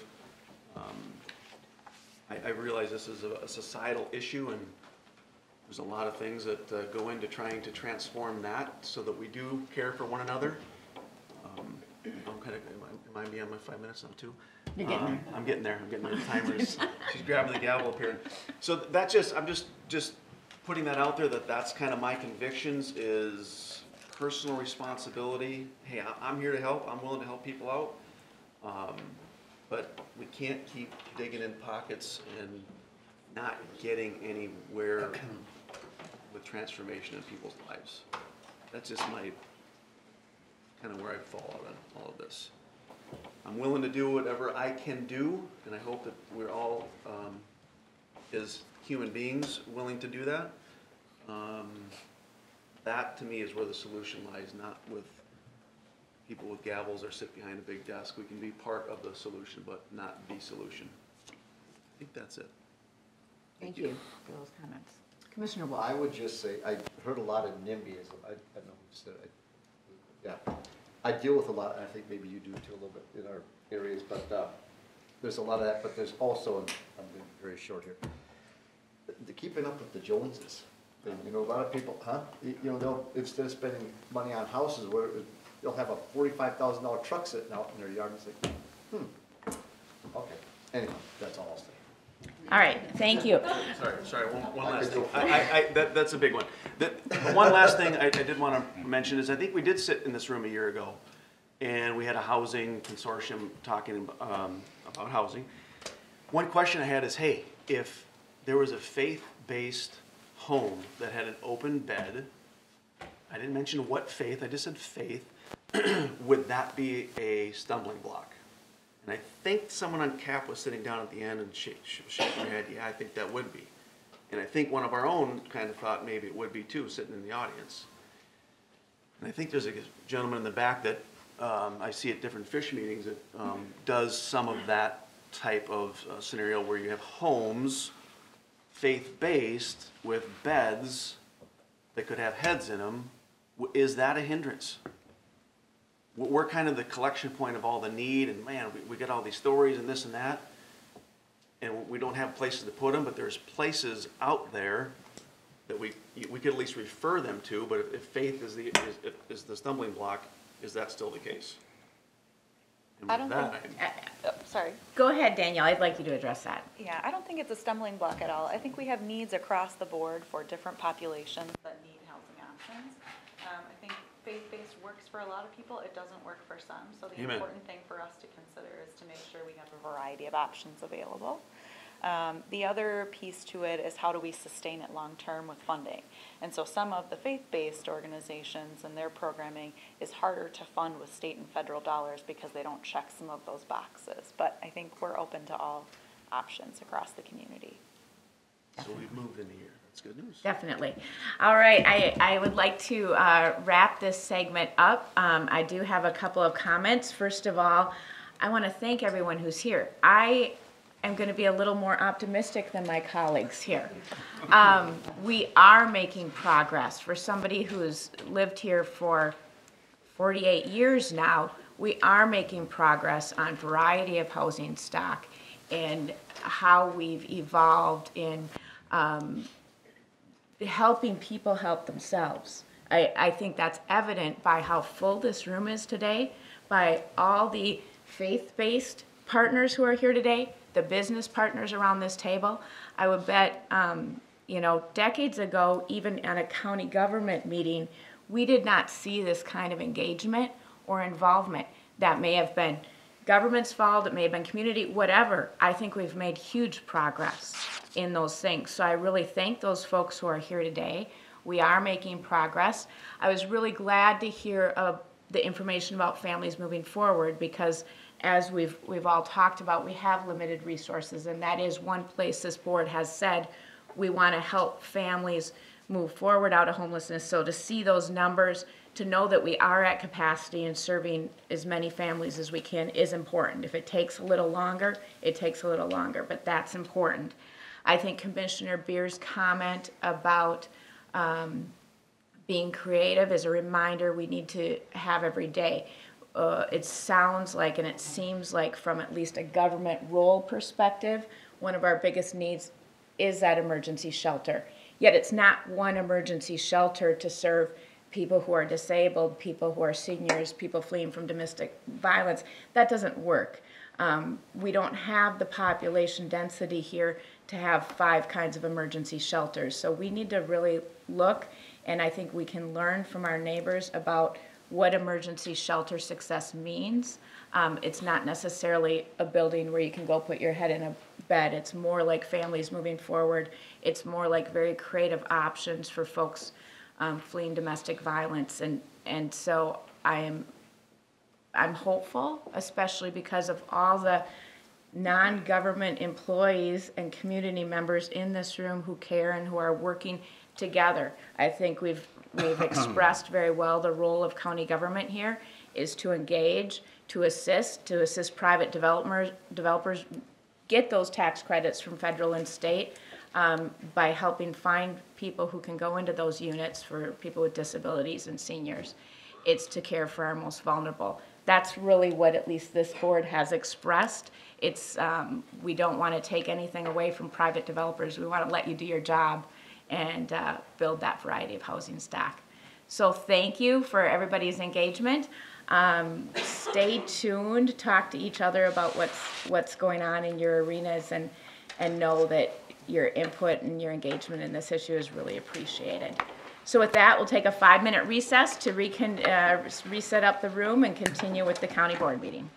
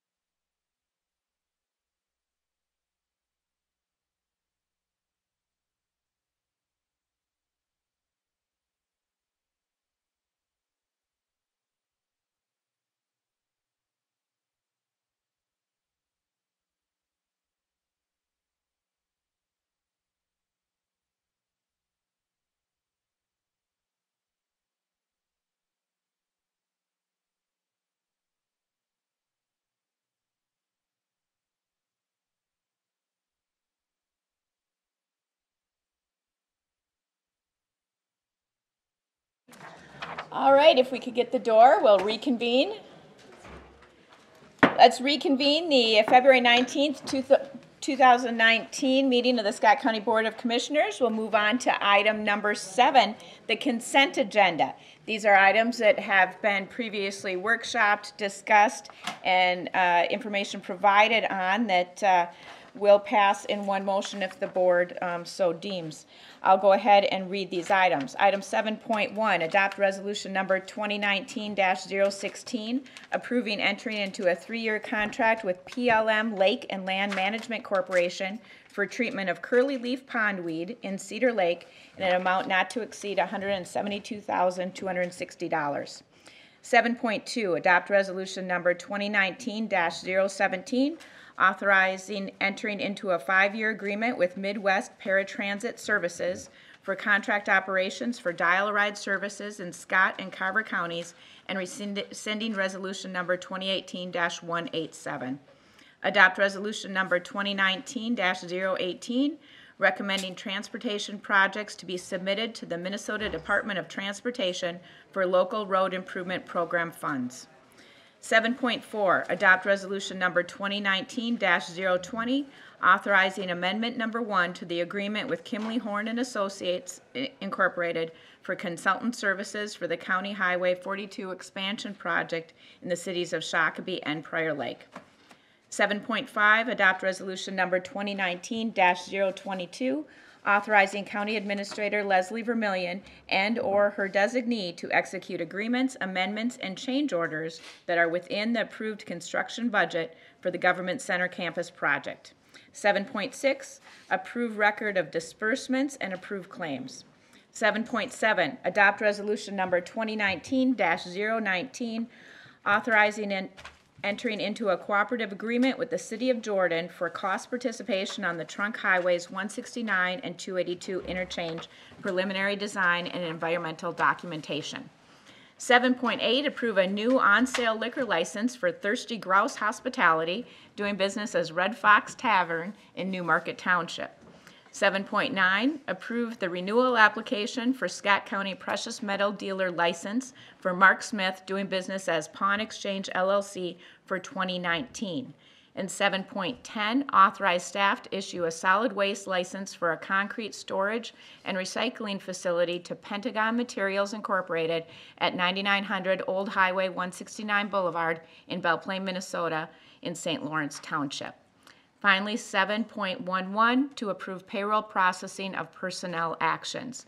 Those are the 11 items on the consent agenda. Would anyone like to pull an item for further discussion or different action? Madam Chair, I'll move approval of the consent agenda. I'll second. It's been moved and seconded to approve the consent agenda. Is there any discussion? Madam Chair? Yes, sir. One brief comment. I just want to put kudos to 7.7, working with Jordan and MnDOT on the 282 and 169 project. I know that's been coming for many years, but I just want to tip my hat to the mayor and the city council in Jordan for getting that done and getting that into a position where we can actually now put it in the fast lane if it pops up. So, way to go. Thank you, Commissioner Beard. That was the item I wanted to comment on.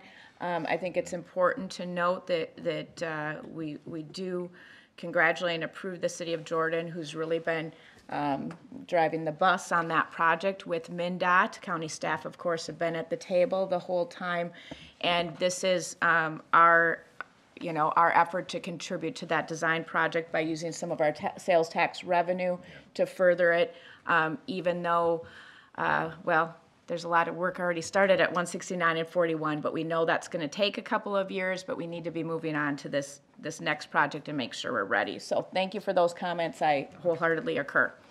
Any further discussion? If not, all in favor of approving the consent agenda as read, please say aye. Aye. Aye. All opposed, same sign. Motion carried. All right, moving on to number 8, we have presentation of the 2018 fourth quarter Spirit of Scott Awards. I was told Molly Wolf would be presenting, but I now know that it will be Greg Wagner. So, Mr. Wagner, welcome. Good morning, Madam Chair, Commissioners. Deb is going to switch over to the document cam. So I'm here on behalf of the Spirit of Scott Committee to announce our winners for the fourth quarter of 2018. The Spirit of Scott Committee is a committee that looks at customer service that our county employees provide and the good quality work that they do where they go above and beyond in their activities. In quarter four, we had over 40 nominees for Spirit of Scott Awards, and our group selected 3. The photos here represent the 3 individuals that I'll read about to the board here. The first nominee is Tracy O'Day. Tracy was nominated by Dan Walcom. Tracy, in a very stressful 911 dispatch job, is always positive. She is the consummate team player where she is not only willing to do her job at an exceptional level, but she helps others to do their job with excellent teaching. Tracy handles both emergency and non-emergency calls with great compassion. She is patient, understanding, and diligent in working to achieve a quick response to all callers. Tracy helps supervisors by taking on additional tasks with the call center. Tracy came to dispatch after working 8 years in the county jail. Everyone who meets Tracy speaks highly of her, and Dan concurs, which is why he nominated her for the Spirit of Scott Award. Second is Michael Kelly, nominated by Julie Hansen. Mike was headed to lunch one rainy day and noticed an older gentleman with a walker that didn't have an umbrella, and it was pouring outside. Mike took time to walk with the gentleman to his vehicle while holding the umbrella over the gentleman so he could stay dry while Mike himself got soaked.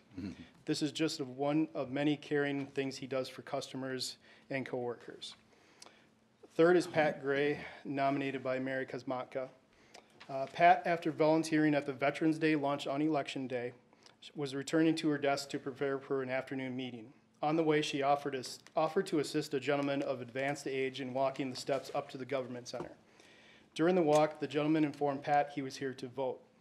Unfortunately, as it was Election Day, he could no longer vote at the government center and needed to go to his polling location. He stated he'd have to wait an hour for the next circulator bus to come back.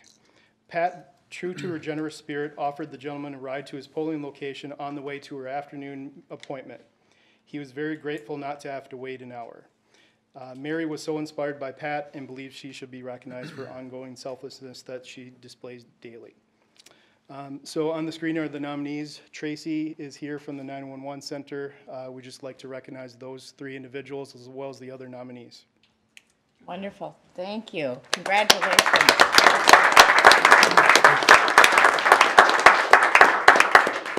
Thank you, and congratulations for your awards. I think, that, like Greg said, what's amazing is that there were over 40 nominations, all well-deserved, but you 3 really did some amazing things in this quarter, as all our employees do every day. It's really fun to hear about these stories, and just so important to the health of this county. So, thank you. We'll move on to 9.1, which is to adopt Resolution 2019-021, awarding 2019 Recycling Infrastructure Innovation and Outreach Grants. Looks like Kate's going to start us off, and we have some audience members here for this too. I don't know if you can see that. Good morning, Madam Chairman, Commissioners. I'm Kate Solachik with the Environmental Services Department. We received 4 grant proposals that met our criteria for our new grant or recycling grant program. This grant program was set up to support infrastructure, innovation, and outreach within the industry to help Scott County increase our recycling and organics collection. You can see here DEMCON submitted 2 proposals that met our grant criteria. The first proposal is a PET plastic optical sorter. Their current PET sorter removes 70% of plastic from the waste stream. An upgrade would increase the capture rate to 92%. In total, a 31% increase in TE plastic capture per year, equating to an additional 825 tons will be captured in a year without the need for manual sorting. Their second proposal that met the criteria is to study and prepare a report on the potential end uses of byproducts that would come from an anaerobic digester for food and yard waste.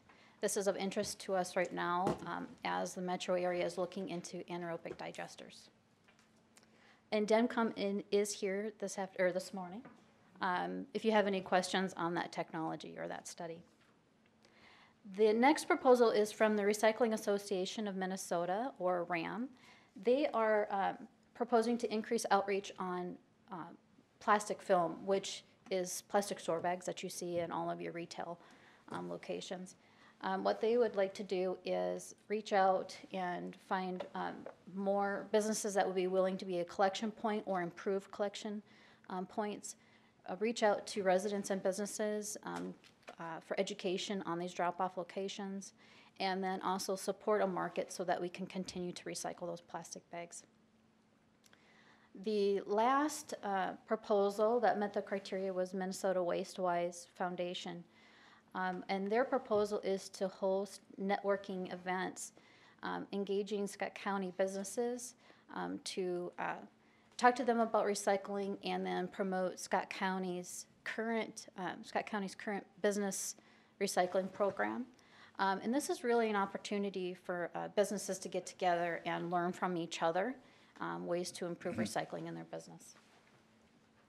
Each of these proposals met our grant criteria, and some of those were improves or increase recycling, organics collection, cost effective, builds long-term improvements beyond this grant, and also well documentation of how they would achieve their goals. Let's see here. So in total, the amount of grants that would be given out to the recipients is a little over $205,000. This is under the $350,000 that we budgeted for this grant program. In return, we would receive a little over $178,000 in cash and labor match back from these applicants. And just as a reminder, the funding for this program is coming from the Local Recycling Development Grant, which does require a 50% match from the county to the state.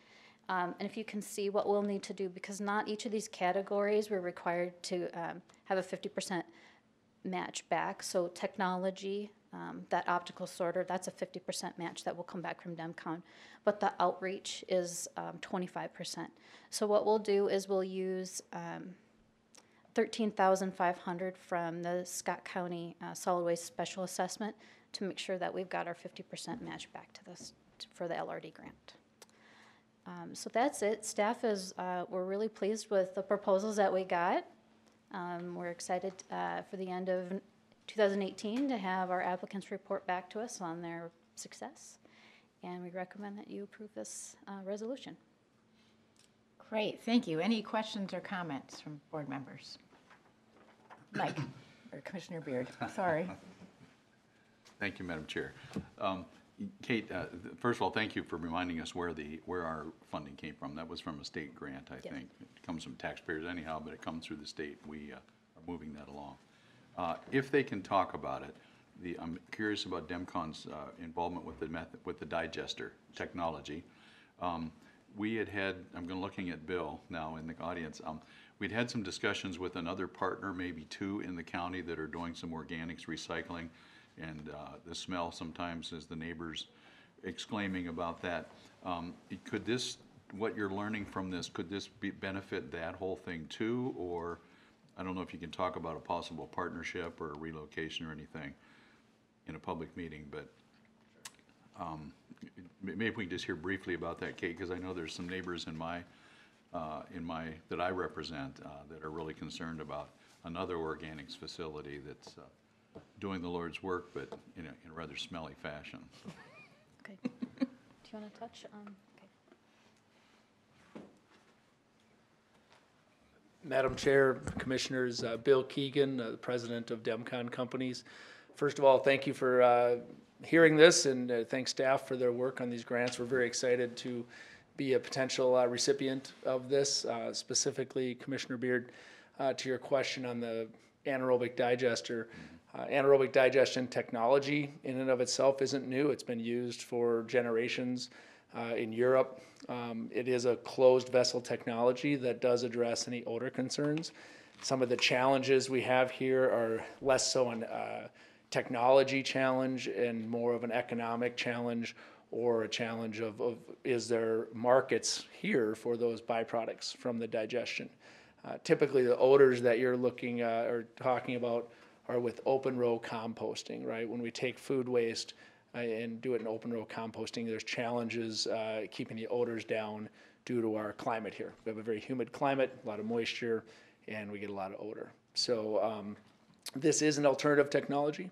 I think it does pose a lot more potential to be able to capture our food waste and do it in a way that doesn't have the odors associated with it. But there is some research that needs to be done on the front end supply and making sure we have supply. Okay. We have the policy in place for it, and a lot of the legislative work and regulatory arrows are pointing towards capture of food waste to get our diversion numbers up there. But we also need to make sure that when we capture it all and digest it or compost it or whatever we end up doing with it, there's a market for it. And so this feasibility study is a step towards looking at those markets. It's not a full solution, but it's going to explore what do you do with the gases that are created, the biogases, what do you do with the solids, and what do you do with the liquids. Good, Madam Chair, thank you. I think that was a succinct description of what we're up against here and the work you're trying to do. Thank you for clarifying that. Thank you very much. Other comments or discussion? Kate, please, I think this is right, but isn't our ability to do this the result of our work with the legislature last year, where we're able to use these private and nonprofit matching versus just county matching on this grant program? Correct, Madam Chair. Thank you for bringing that up. Paul Nelson worked, he did a fantastic job in changing some legislation so that Scott County could move this money. In the past, it had to be a county match, and now it's been changed so that we can work with some partners, whether it be industry, cities, that can help us make that match, and we can move this money and make some difference with it. So, yeah. Great. That is, kudos to Paul for that one. Yes, wonderful, and thank you for that. It's great to see the results of that work, and which really benefits everyone in the state. It was, I don't think, a wise part of that prior statute to make it be a government match when already it was government taxpayer money, as we said. So I'm really happy and appreciative about that, and happy to see the success here. Commissioner Beard. Madam Chair, with that, I'll be happy to move Resolution 2019-021, awarding the 2019 recycling grants, and move its adoption. Thank you. Second. It's been moved and seconded to adopt resolution number 2019-021. I'll ask for discussion. I think Administrator Vermillion has some comments. I just wanted to add, Madam Chair, that besides this grant, Paul and Kate's efforts at the MPCA resulted in us reestablishing our $160,000 this year for their recycling grants as well. And so their efforts up there and their leadership, that was really good news to receive late last week. Thank you. Thank you for that work. Like I said, I knew that you would win, but it was good to get that official notice last Friday. Any further discussion on this item? All right, it's been moved and seconded to approve resolution number 2019-021. All in favor, please say aye. Aye. All opposed, same sign. Motion carried. Thank you very much. Thanks for being here, too. All right, we'll move on to item 10.1 to adopt resolution number 2019-023, and County Administrator Leslie Vermillion and several guests will be presenting. Good morning, Madam Chair and Commissioners. I'm here to talk about the project overview of the construction of the building, the funding strategy, the timeline, and then the next steps to review those. And it will be to ask you adopt this resolution for the issuance of the bonds in the amount of $78,660,000. And I just want to remind folks that $69 million of that approximately is for the new building. That includes the $3 to $3.5 million if we decide to excavate the new building. If you don't, those could be repurposed towards the end of the project as well. It includes $7.9 million in refunding our 2009A bond, and then about $1.7 million in the capitalized interest to get us to 2022 when the post-employment benefits become fully available for us to utilize. So that's why that amount looks a little bit different than the amount for the construction of the building. So if you remember, back in 2017, we've been undertaking a space study, and we had some really large space drivers in the mental health center, a lack of room in the courtrooms. The county attorney, community corrections sit in 2 of those courtrooms. We definitely had the need for the 7th courtroom right now. We're actually rotating a judge in at least 1 week a month and up to 2, I think they think, by the end of the year. Besides the fact we were putting staff into closets and small conference rooms because we didn't have any place to put staff. We really then started to take a look at the consistent security in the buildings. We had clients coming back into workspaces, and that was becoming of a concern. We can only screen in the courthouse, not the rest of the buildings. So trying to get to some consistent security, evaluating changes, and how are we going to work moving forward. We know we have additional technologies that make us more efficient. We do have some folks working from home. The collaboration and some workspaces to have folks have some open areas and more spaces to talk and work through issues. And then just some culture and training opportunities were all part of that. And so we then move forward to take a look at staff projections, knowing that the workforce is changing. You should be familiar with this slide, but we went at it in about 5 different ways. We actually took a look at the historical trend, which is the blue line, a department estimate, which is that orange line, the population correlation. So we actually took a look at the population and our FTE correlation.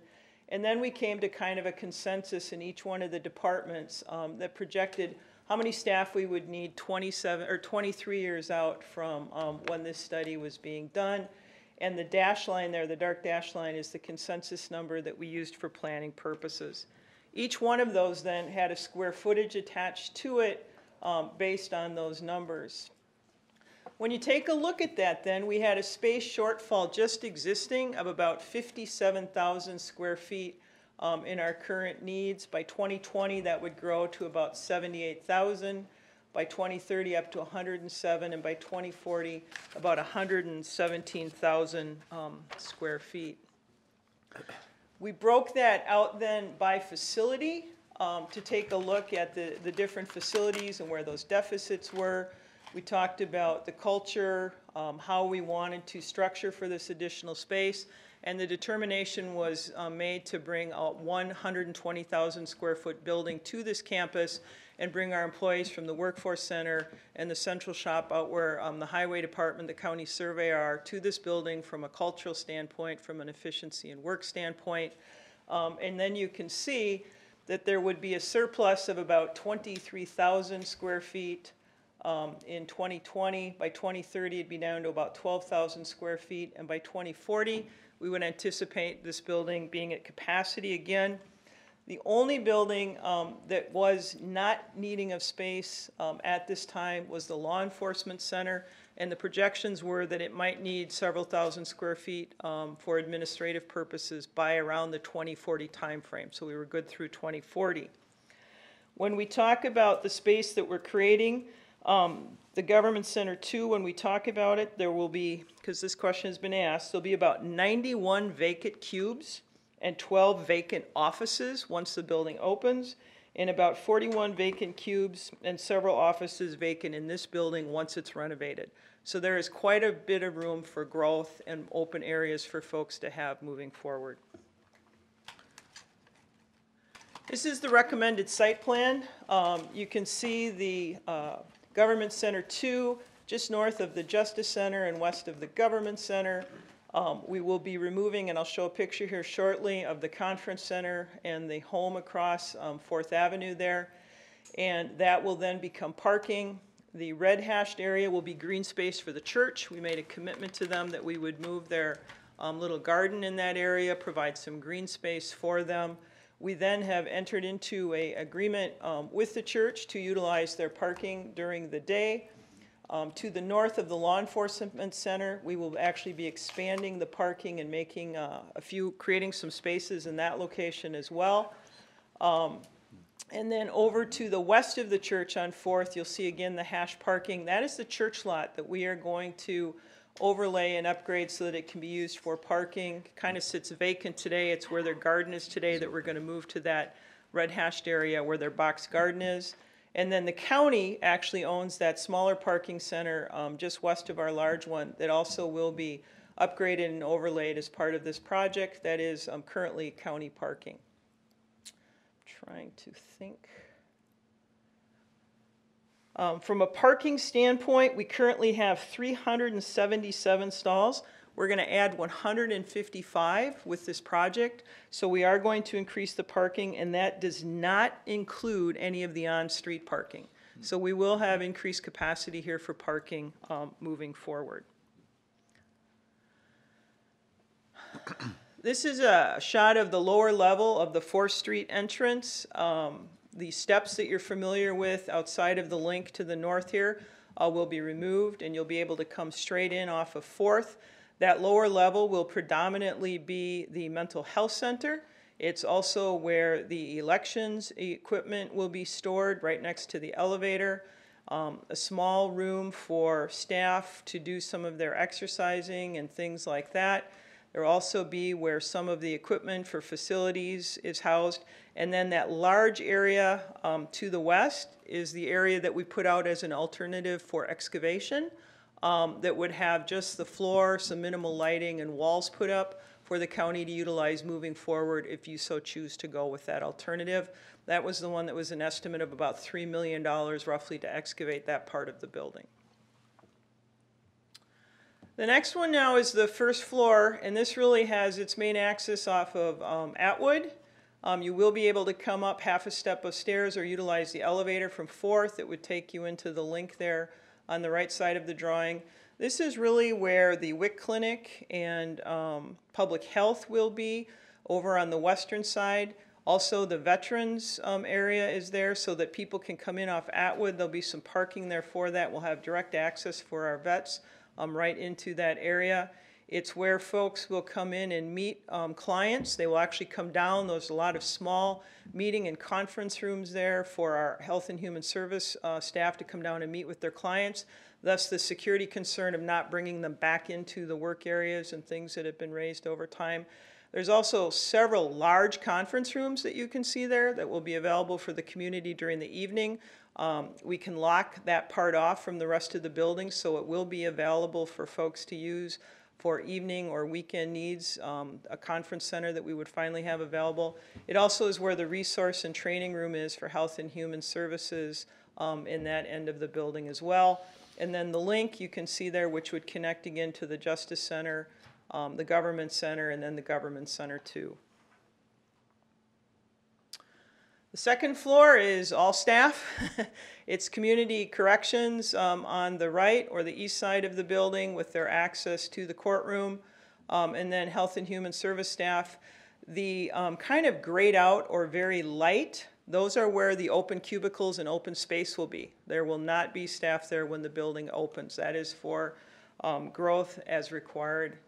The third floor is where the county attorney is on the east side or the right side of the building there.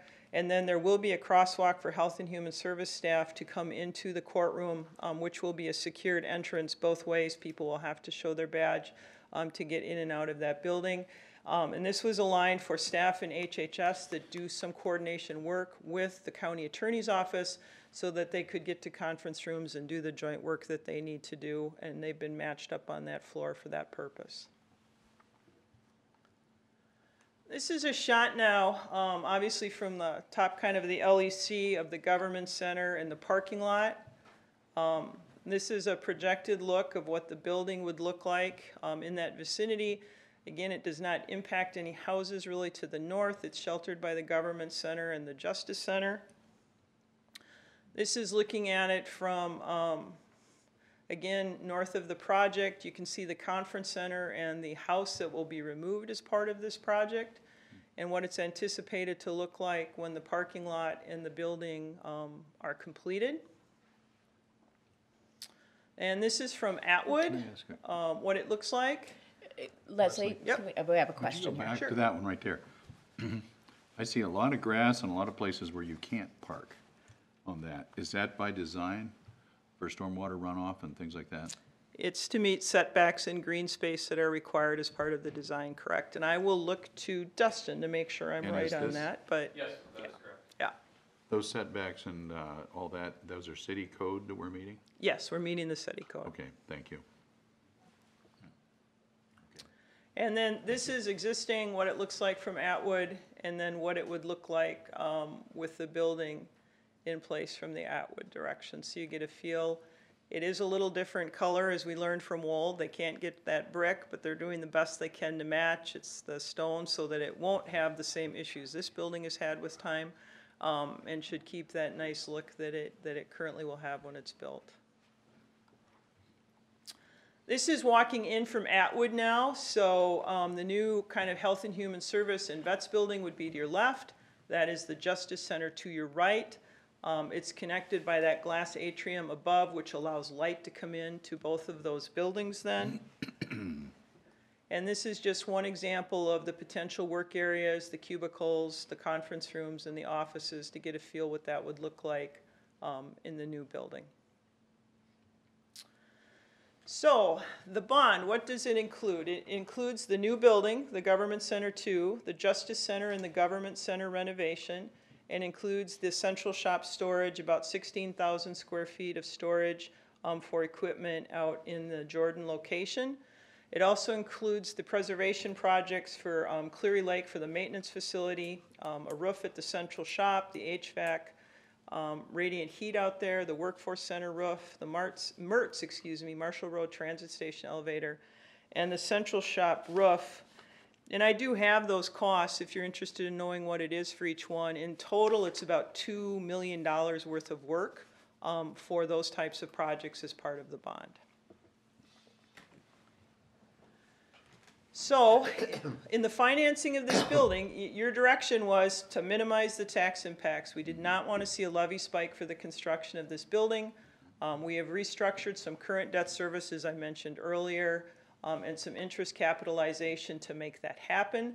We're utilizing the post-employment benefit savings, which will be fully expected by 2022. And then we had the available funds. We have a bond rolling off at the end of this year into 2020. We had one that expired in 2027, and then post-employment benefits. This will allow us then to reduce the debt payments in 2029. If you remember, this whole discussion has been about getting debt-free by this 2040, 2044 time period, and allowing you to put some money away for future capital if we need to do something at the Law Enforcement Center 2040 or other types of projects that would be needed by the county in that time frame. And there is no levy increase anticipated from doing this bonding. This was the graph that Danny showed you the other day. We took out the white gap because that is part of our current debt structure. That was the debt that was rolling off, if you remember, in 2020. And you can see the yellow is the existing debt. The blue is when the post-employment benefit adjustment comes in 2022. We continue to pay at that rate till 2029.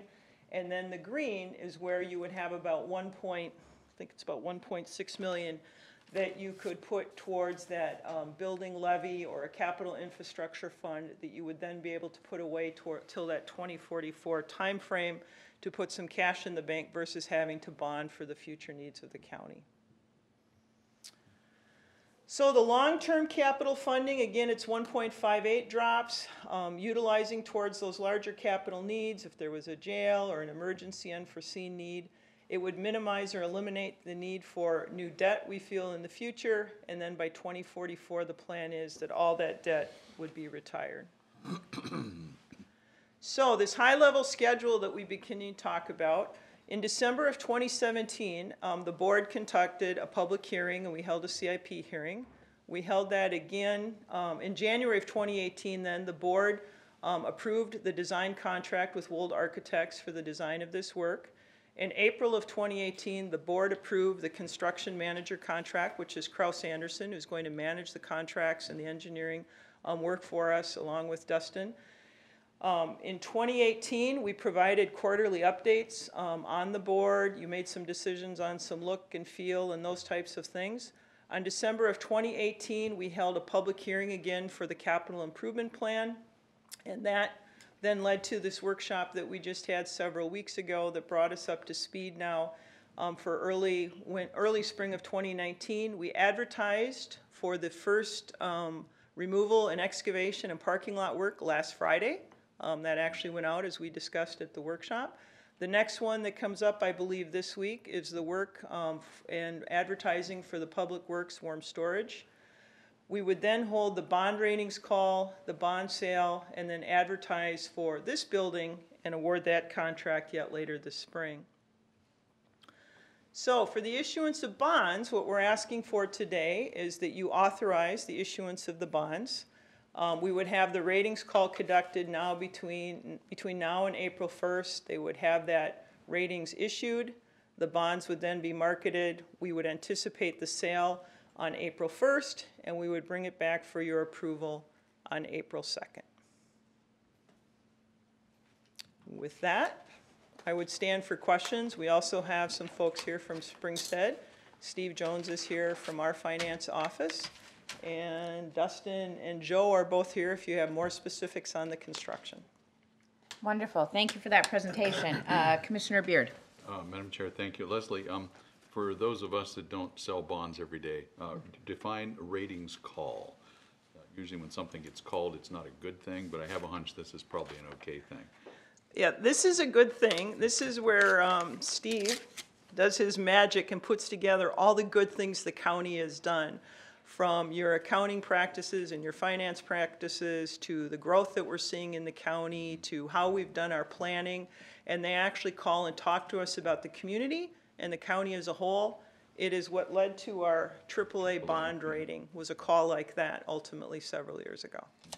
And maybe you guys want to add more specifics, but it's a positive thing.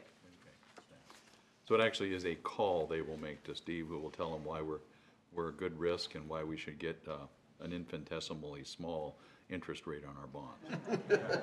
Yes, give us money back. Yeah, they give us money that back. leads to our rating, yes. Got it. Wouldn't that be sweet? Good question. Commissioner Ulrich. I'm curious. I'm looking at the schedule of repayment of the bonds, and they seem to follow a little higher each year, the repayment incrementally. But except for 2028, it's got about $1.5 million spike in that year. I was just wondering what's happening with that year. I will let one of these, Steve, do you want to talk to that?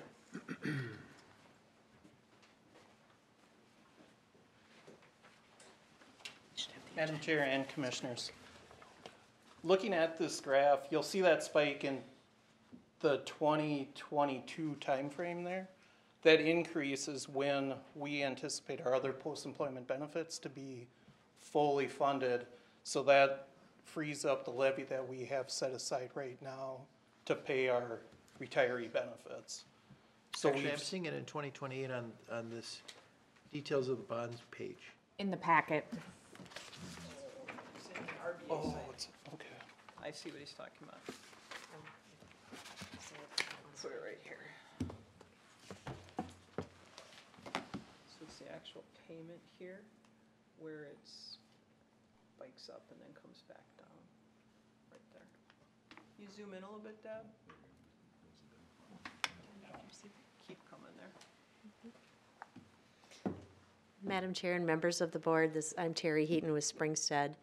The reason that there is a spike in 2028 is that the bonds were developed so that there is a level levy. And so in a year where other things are falling off, we can increase the principal amount. But when we add everything up at the end of the day, it still becomes a level levy. So there was just a little opportunity to make that principal payment higher and still have a levy that is flat.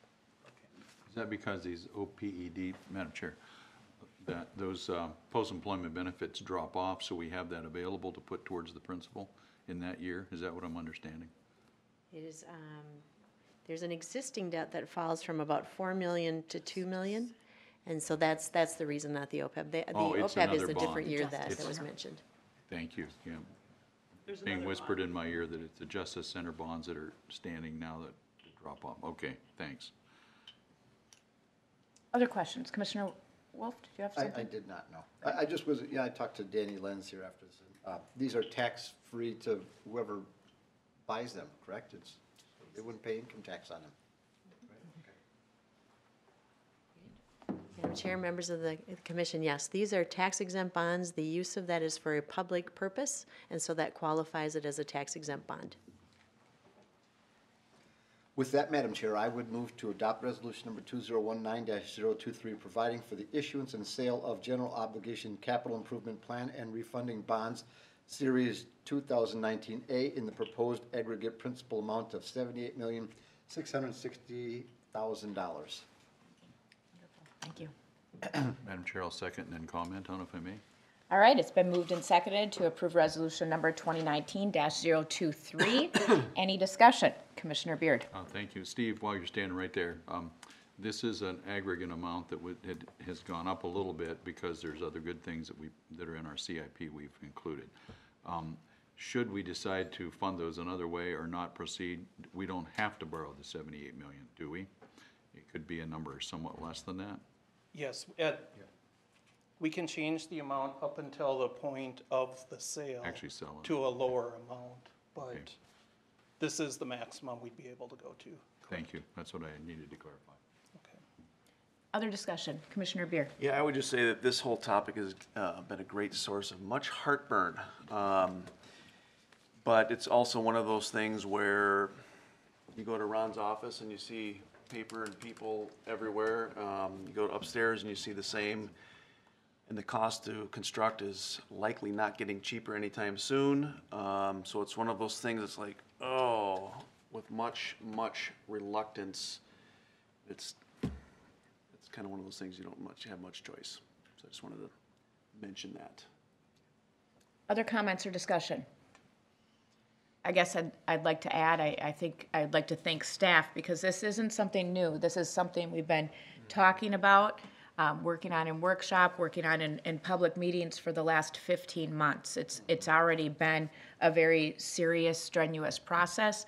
And what I really appreciated about it, I, along with Commissioner Beard, don't appreciate the price tag. I don't think any of us do, but really appreciate that we did explore all the options. I know people in the community have asked a little bit if we've explored service centers like Dakota County, other types of options, and I just want to reiterate that we did, and through serious studies, through conversations, we explored all kinds of options, and we really have come to the point over the last 15 months that we feel like this is the most efficient, the best use of dollars, and the best scenario for our staff, for the 750 employees that serve the citizens every day. This is really the best situation, and I do appreciate all the staff involvement of leadership, but also of frontline staff who've shared their comments and their opinions about how they can better serve the public. So with that, I fully support this motion. Any other comments or questions? With that, all in favor of Resolution 2019-023, please say aye. Aye. Aye. All opposed, same sign. Motion carried. Thank you very much, and thanks to our friends from Springstead for being here and working with us on this. We will move on to item 11, committee reports and commissioner updates. Commissioner Ulrich, would you get us started? Sure. Thank you. On the 8th, I attended the Fish Empty Bowls fundraiser. It was a snowy, stormy day. We still had a great time. We said going into that we would evaluate it on kind of 3 criteria. Did we raise money? Was it a fun experience? And is it something we could build on? That was the second one. And then did it convey the mission of Fish well to the public? And it really did all 3 of them. The fundraising committee, it did a great job. It was a lot of fun. We did raise, I don't want to say how much here, but we raised a significant amount of money for Fish, and so it was good. On the enjoyable experience, I'll have to say that, and I don't know the band. Where was the band from? Do you know? Twin Oaks Middle School. Okay, the Twin Oaks Middle School band was there, and I've hardly ever see somebody enjoy their job so much as Mr. Melody, the band leader, the teacher. I mean, he was so enthusiastic, so excited. He would turn to his kids that were doing a solo and go, do you notice this, and applaud, come on. And it was so fun. It was hilarious, in a good way. He did such a great job, and to see somebody so enthused and see the kids, they did such a good job, and so it was in every way a success, and I was thankful for that, all the work that people did. That was great.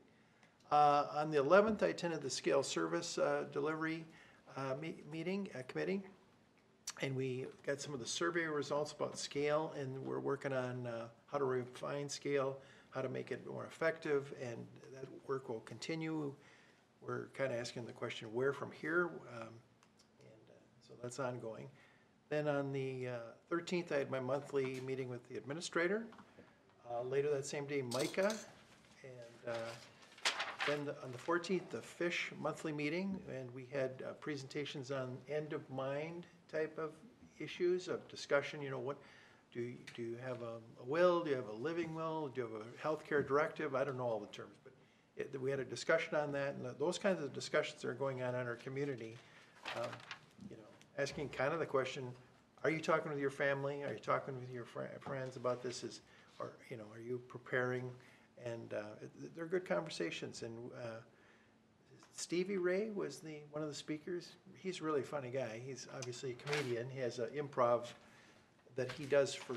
I didn't realize that improv can be two different ways. He does improv. I usually think of just comedy, but no, there's improv for business too, for being able to think on your feet, come up with answers and stuff on your feet. And so he has this business that does both comedy and both for business improv, and he was one of our speakers. It was really good. Then on the 15th, the Greater MSP, Michael Langley, that was his last meeting. He's done an excellent job. I've been there 8 years, really taken Greater MSP from starting point to being a model nationally, maybe internationally. Peter Frosch, who has been working with Greater MSP and being mentored by Michael, will be the new director. That's the end of my report. Thank you. Commissioner Beard. Madam Chair and colleagues, on the day after our last board meeting, I got on a big Delta jet and went to Phoenix for a couple of cold, rainy weeks. It was probably karma, I suppose. You guys had to suffer here. I was suffering there. I'm sure it was tough. Yeah, it was a little colder here. It was only in the 50s. While I was there, I did have one day when I could call into the MICA board meeting and participated in that for most of it. It turns out you can't sneak off of that conference call because when you leave, it announces that you left the meeting. So I texted him, where'd you go? I got a text that, hey, I have to sit here and suffer. You got to get back on the call. So I had a maintenance guy show up and I had to tend to some things, but shoot, I thought I could listen to all but the last couple minutes, but it announced when I got off. The big point of discussion there, among several things, was the transportation funding that's coming up. And I think today, at noon, the governor will be announcing his package of legislative initiatives and funding initiatives, and transportation is certainly one that most of us are near and dear to and paying attention to. And there was a lot of discussion at the MICA board about how that's going to play and how the House and Senate are going to dispose of the governor's aspirational budget. So that's my report. Pretty brief. I just Thank you. Call in for the one. Welcome home. Commissioner Beer. Thank you. On the 7th, made a brief appearance at the Empty Bowls with Fish. My issue was I was supposed to work that one. And I was unable to do that, but my bride lovingly stepped in, and that was a big mistake because now I'm out. They want her full-time, I'm out. But John mentioned all the good things that were going on there. On the 8th, MESB, I had an orientation. It's a new board for me, so I spent a couple hours down there just kind of learning the ropes, which was time well spent. The 12th, Prior Lake, Spring Lake watershed interviews. So once the township do their votes and the city get back with us, which I don't think they have yet, have they, Deb? Then we'll have that'll come back to us for a vote, I would imagine sometime in March, I believe. And on the 13th, post-secondary with our Live, Learn, Earn. It's kind of the new group that I've jumped into, and it's going to be a RFP that is out for a feasibility study, and Shakovi's kind of leading that charge. So a lot of good people around the table, different higher ed and government and private citizens, all actively involved together. Also on the 13th, we had our Prior Lake City County quarterly meeting. Great dialogue. I thought there was a lot of great back and forth with the new administrator. I think, was that your first official with that particular meeting? It was. Yeah, so I think, and they're adding a new counselor also to that meeting, so it's just a great time of dialogue. And on the 14th, our fish regular meeting, which John also alluded to as well. And with that, I will end my report. Commissioner Wolf. Madam Chair, I will make my, I think I have 12 or so here, probably shorter than the one that Mike Beard had. On the 5th, I was at Newmarket Township for their monthly meeting. The big discussion again there was the YMCA that's coming along. On the 7th, the Shepherd of the Lake Fish had the soup deal. Very nice event. On the 11th, Planning and Zoning, a very short meeting, a couple of permits were recommended there. I was out at Future Leaders Day. I was out at Jordan on the 12th for Steve Beckman's class. A lot of nice kids there. Hope to see them in April. And let's see, then on that night, Newmarket Township also had another YMCA meeting. It's their third one that the YMCA has put on, where it was just the YMCA people up in the front answering questions, and I got dragged into it a little bit there with the taxes, which I think will end up impacting people on average $3 to $5 per house. So at that point, it wasn't a big deal anymore. But then on the 13th, the MESB, Metro Emergency Services Board, they're getting a new software program that makes, because they're getting new towers all the time, so that when somebody calls in, they can pinpoint their exact location, and because some of the towers they're not having that much success with, so they're hoping this new deal will help that out. Then the Prior Lake City, that was talked about, a lot of good issues we talked about there, 2113, 4213, a couple of the spots. Then Cedar Lake Sewer had their meeting that night. On the 14th, I-35W, we talked about a couple things there pertaining to some bridges and some of the timetables that when the construction's going to happen there this year. And then that evening, Spring Lake Township had their monthly meeting, and the administrator was kind enough to join me with that meeting, and it was a pretty good meeting. They had a lot of good talk about different roads, and some that people complained about that actually weren't even our roads anymore, so. They were highly complimentary, Yeah. the residents, of our snow plowing efforts. Yes, they were. Very complimentary. So anyhow, and I just want to say, with all that, we just, approved that bond sale and stuff. Gary Shelton had done such a good job with that for that 15 months on that. So, and he texted me and thanked me for making the motion. So anyhow, that's my report. Great, thank you, Commissioner Wolf. For my report, Thursday, February 7th, had the Justice Steering Committee meeting. Some talk about the building project, but also some good discussion between the courts and law enforcement, just working out some procedural issues, hopefully getting, some more efficient operations. I also attended the Fish Empty Bowls fundraiser. I was fortunate enough to work with Mrs. Beer for a couple hours, so that was great fun and a good event. Later that evening, I went to the Sand Creek Township meeting where they had their final presentation of their 169 frontage road report. They did a great study, have a nice map, which I have in my office if anyone would like to see, so that they're well poised to do a couple things. One, to be involved as we work on the 169-282 interchange. Two, to make sure that as different properties are developing along that corridor, they're ready, can talk about right-of-way needs in the future. And three, to start looking for funding mechanisms to do that in part. And then finally that evening, and it was a snowy evening, I went to the Jordan Lions fundraiser out at Ridges where they were raising money for local scholarships. It was a good event.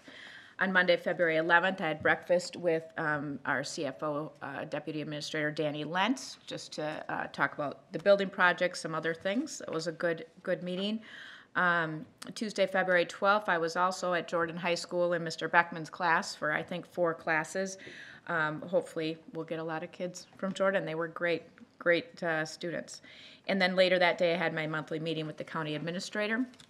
On Wednesday and Thursday, February 13th and 14th, I was at the AMC Legislative Conference. So Governor Waltz did speak to us there, and he did give us a little spoiler and say that in his budget today, he was getting county government aid back to the early 2000 levels. We'll see if that's true in about 15 minutes, if that's part of his budget, and then where it goes from there. I did meet actually with all of our delegation again that day in individual meetings just to talk more about our priorities, some scale priorities. So that was good to just touch base with them, to be on their home turf.